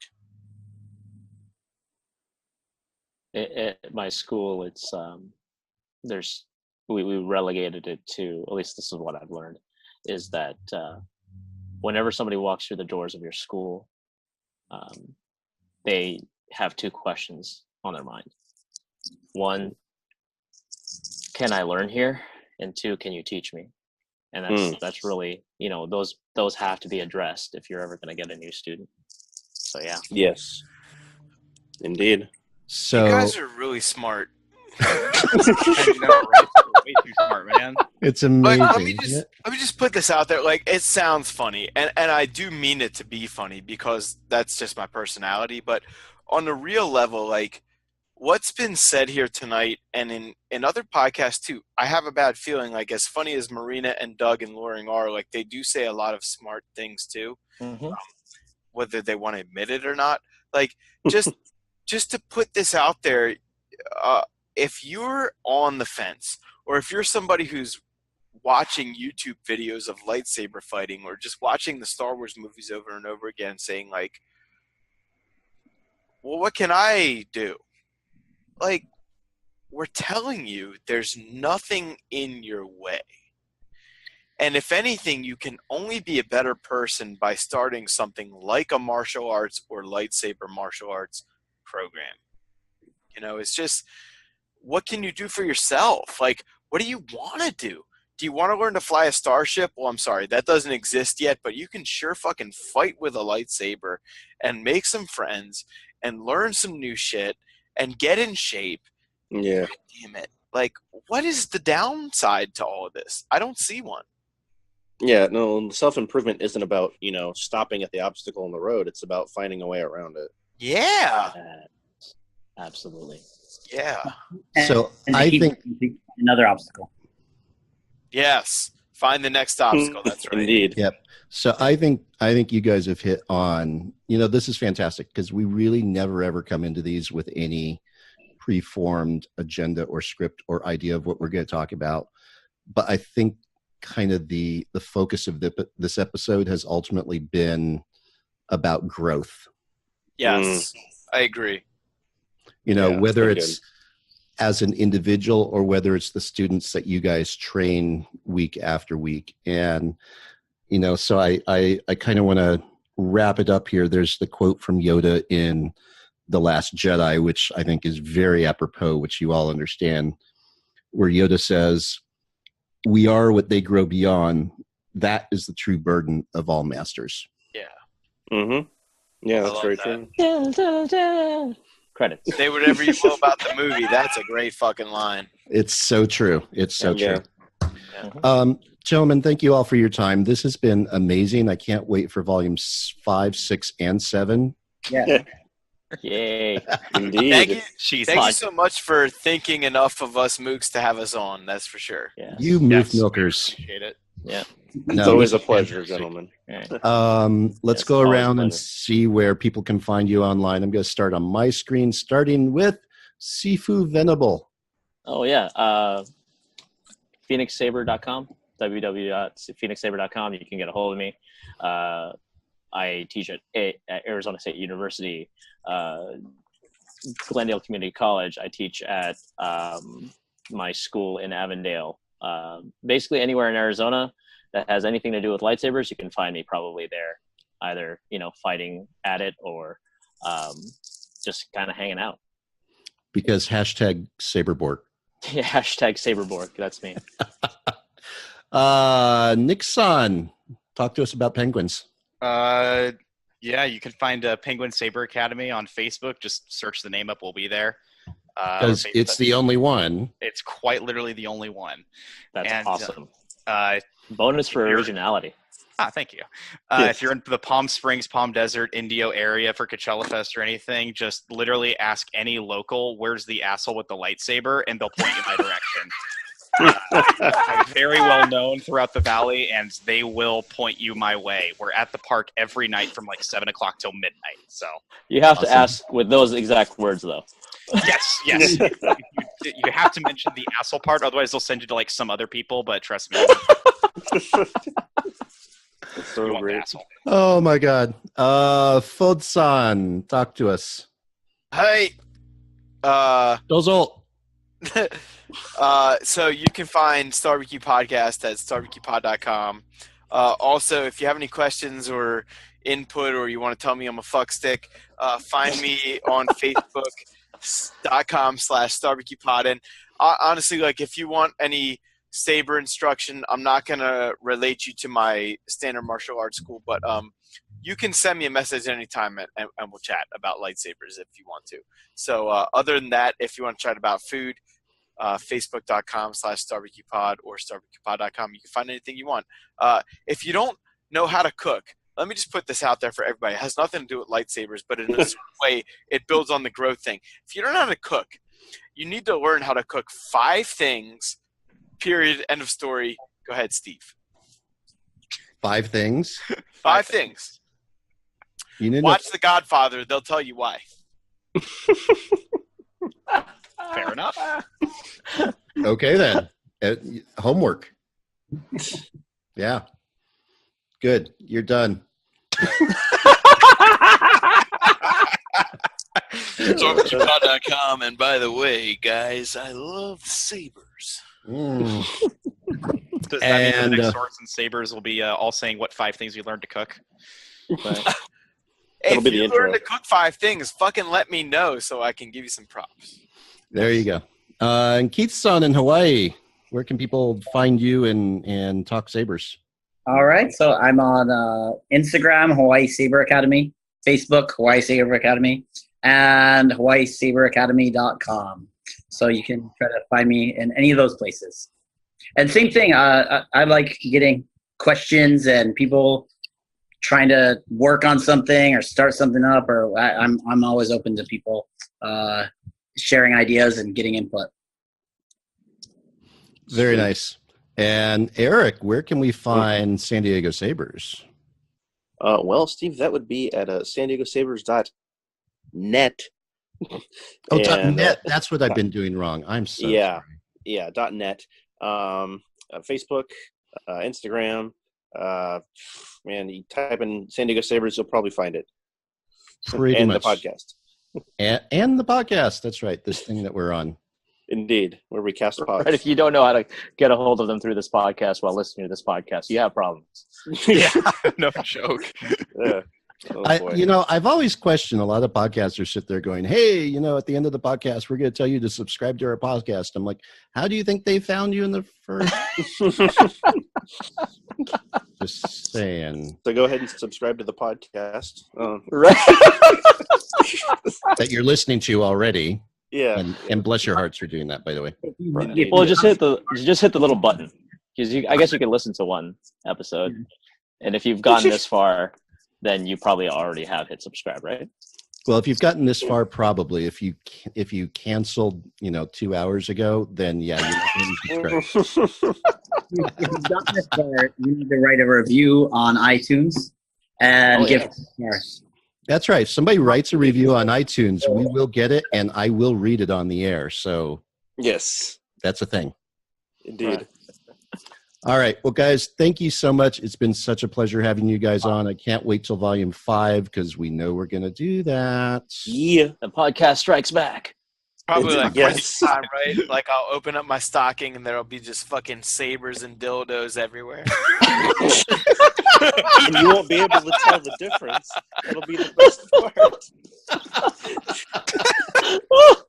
Oh, my God. And credits.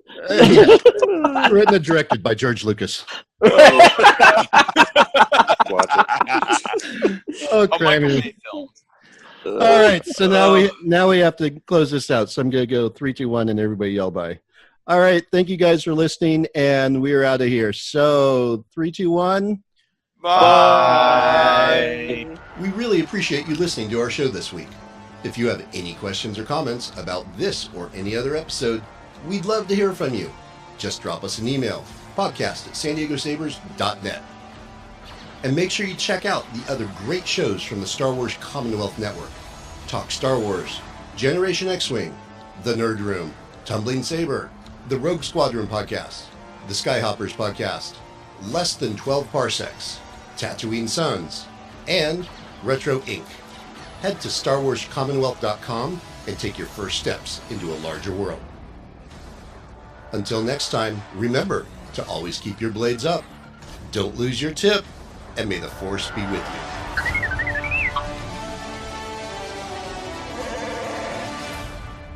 San Diego Sabers Radio Podcast is produced by F7 Productions and is intended for informational and educational purposes only. This podcast is not endorsed or sponsored by Lucasfilm or any of its companies. Star Wars, the Star Wars logo, music, characters, and other Star Wars items are the property of Lucasfilm Limited or their respective trademark and copyright holders. All original content is property of San Diego Sabers, copyright 2018. May the Force be with you.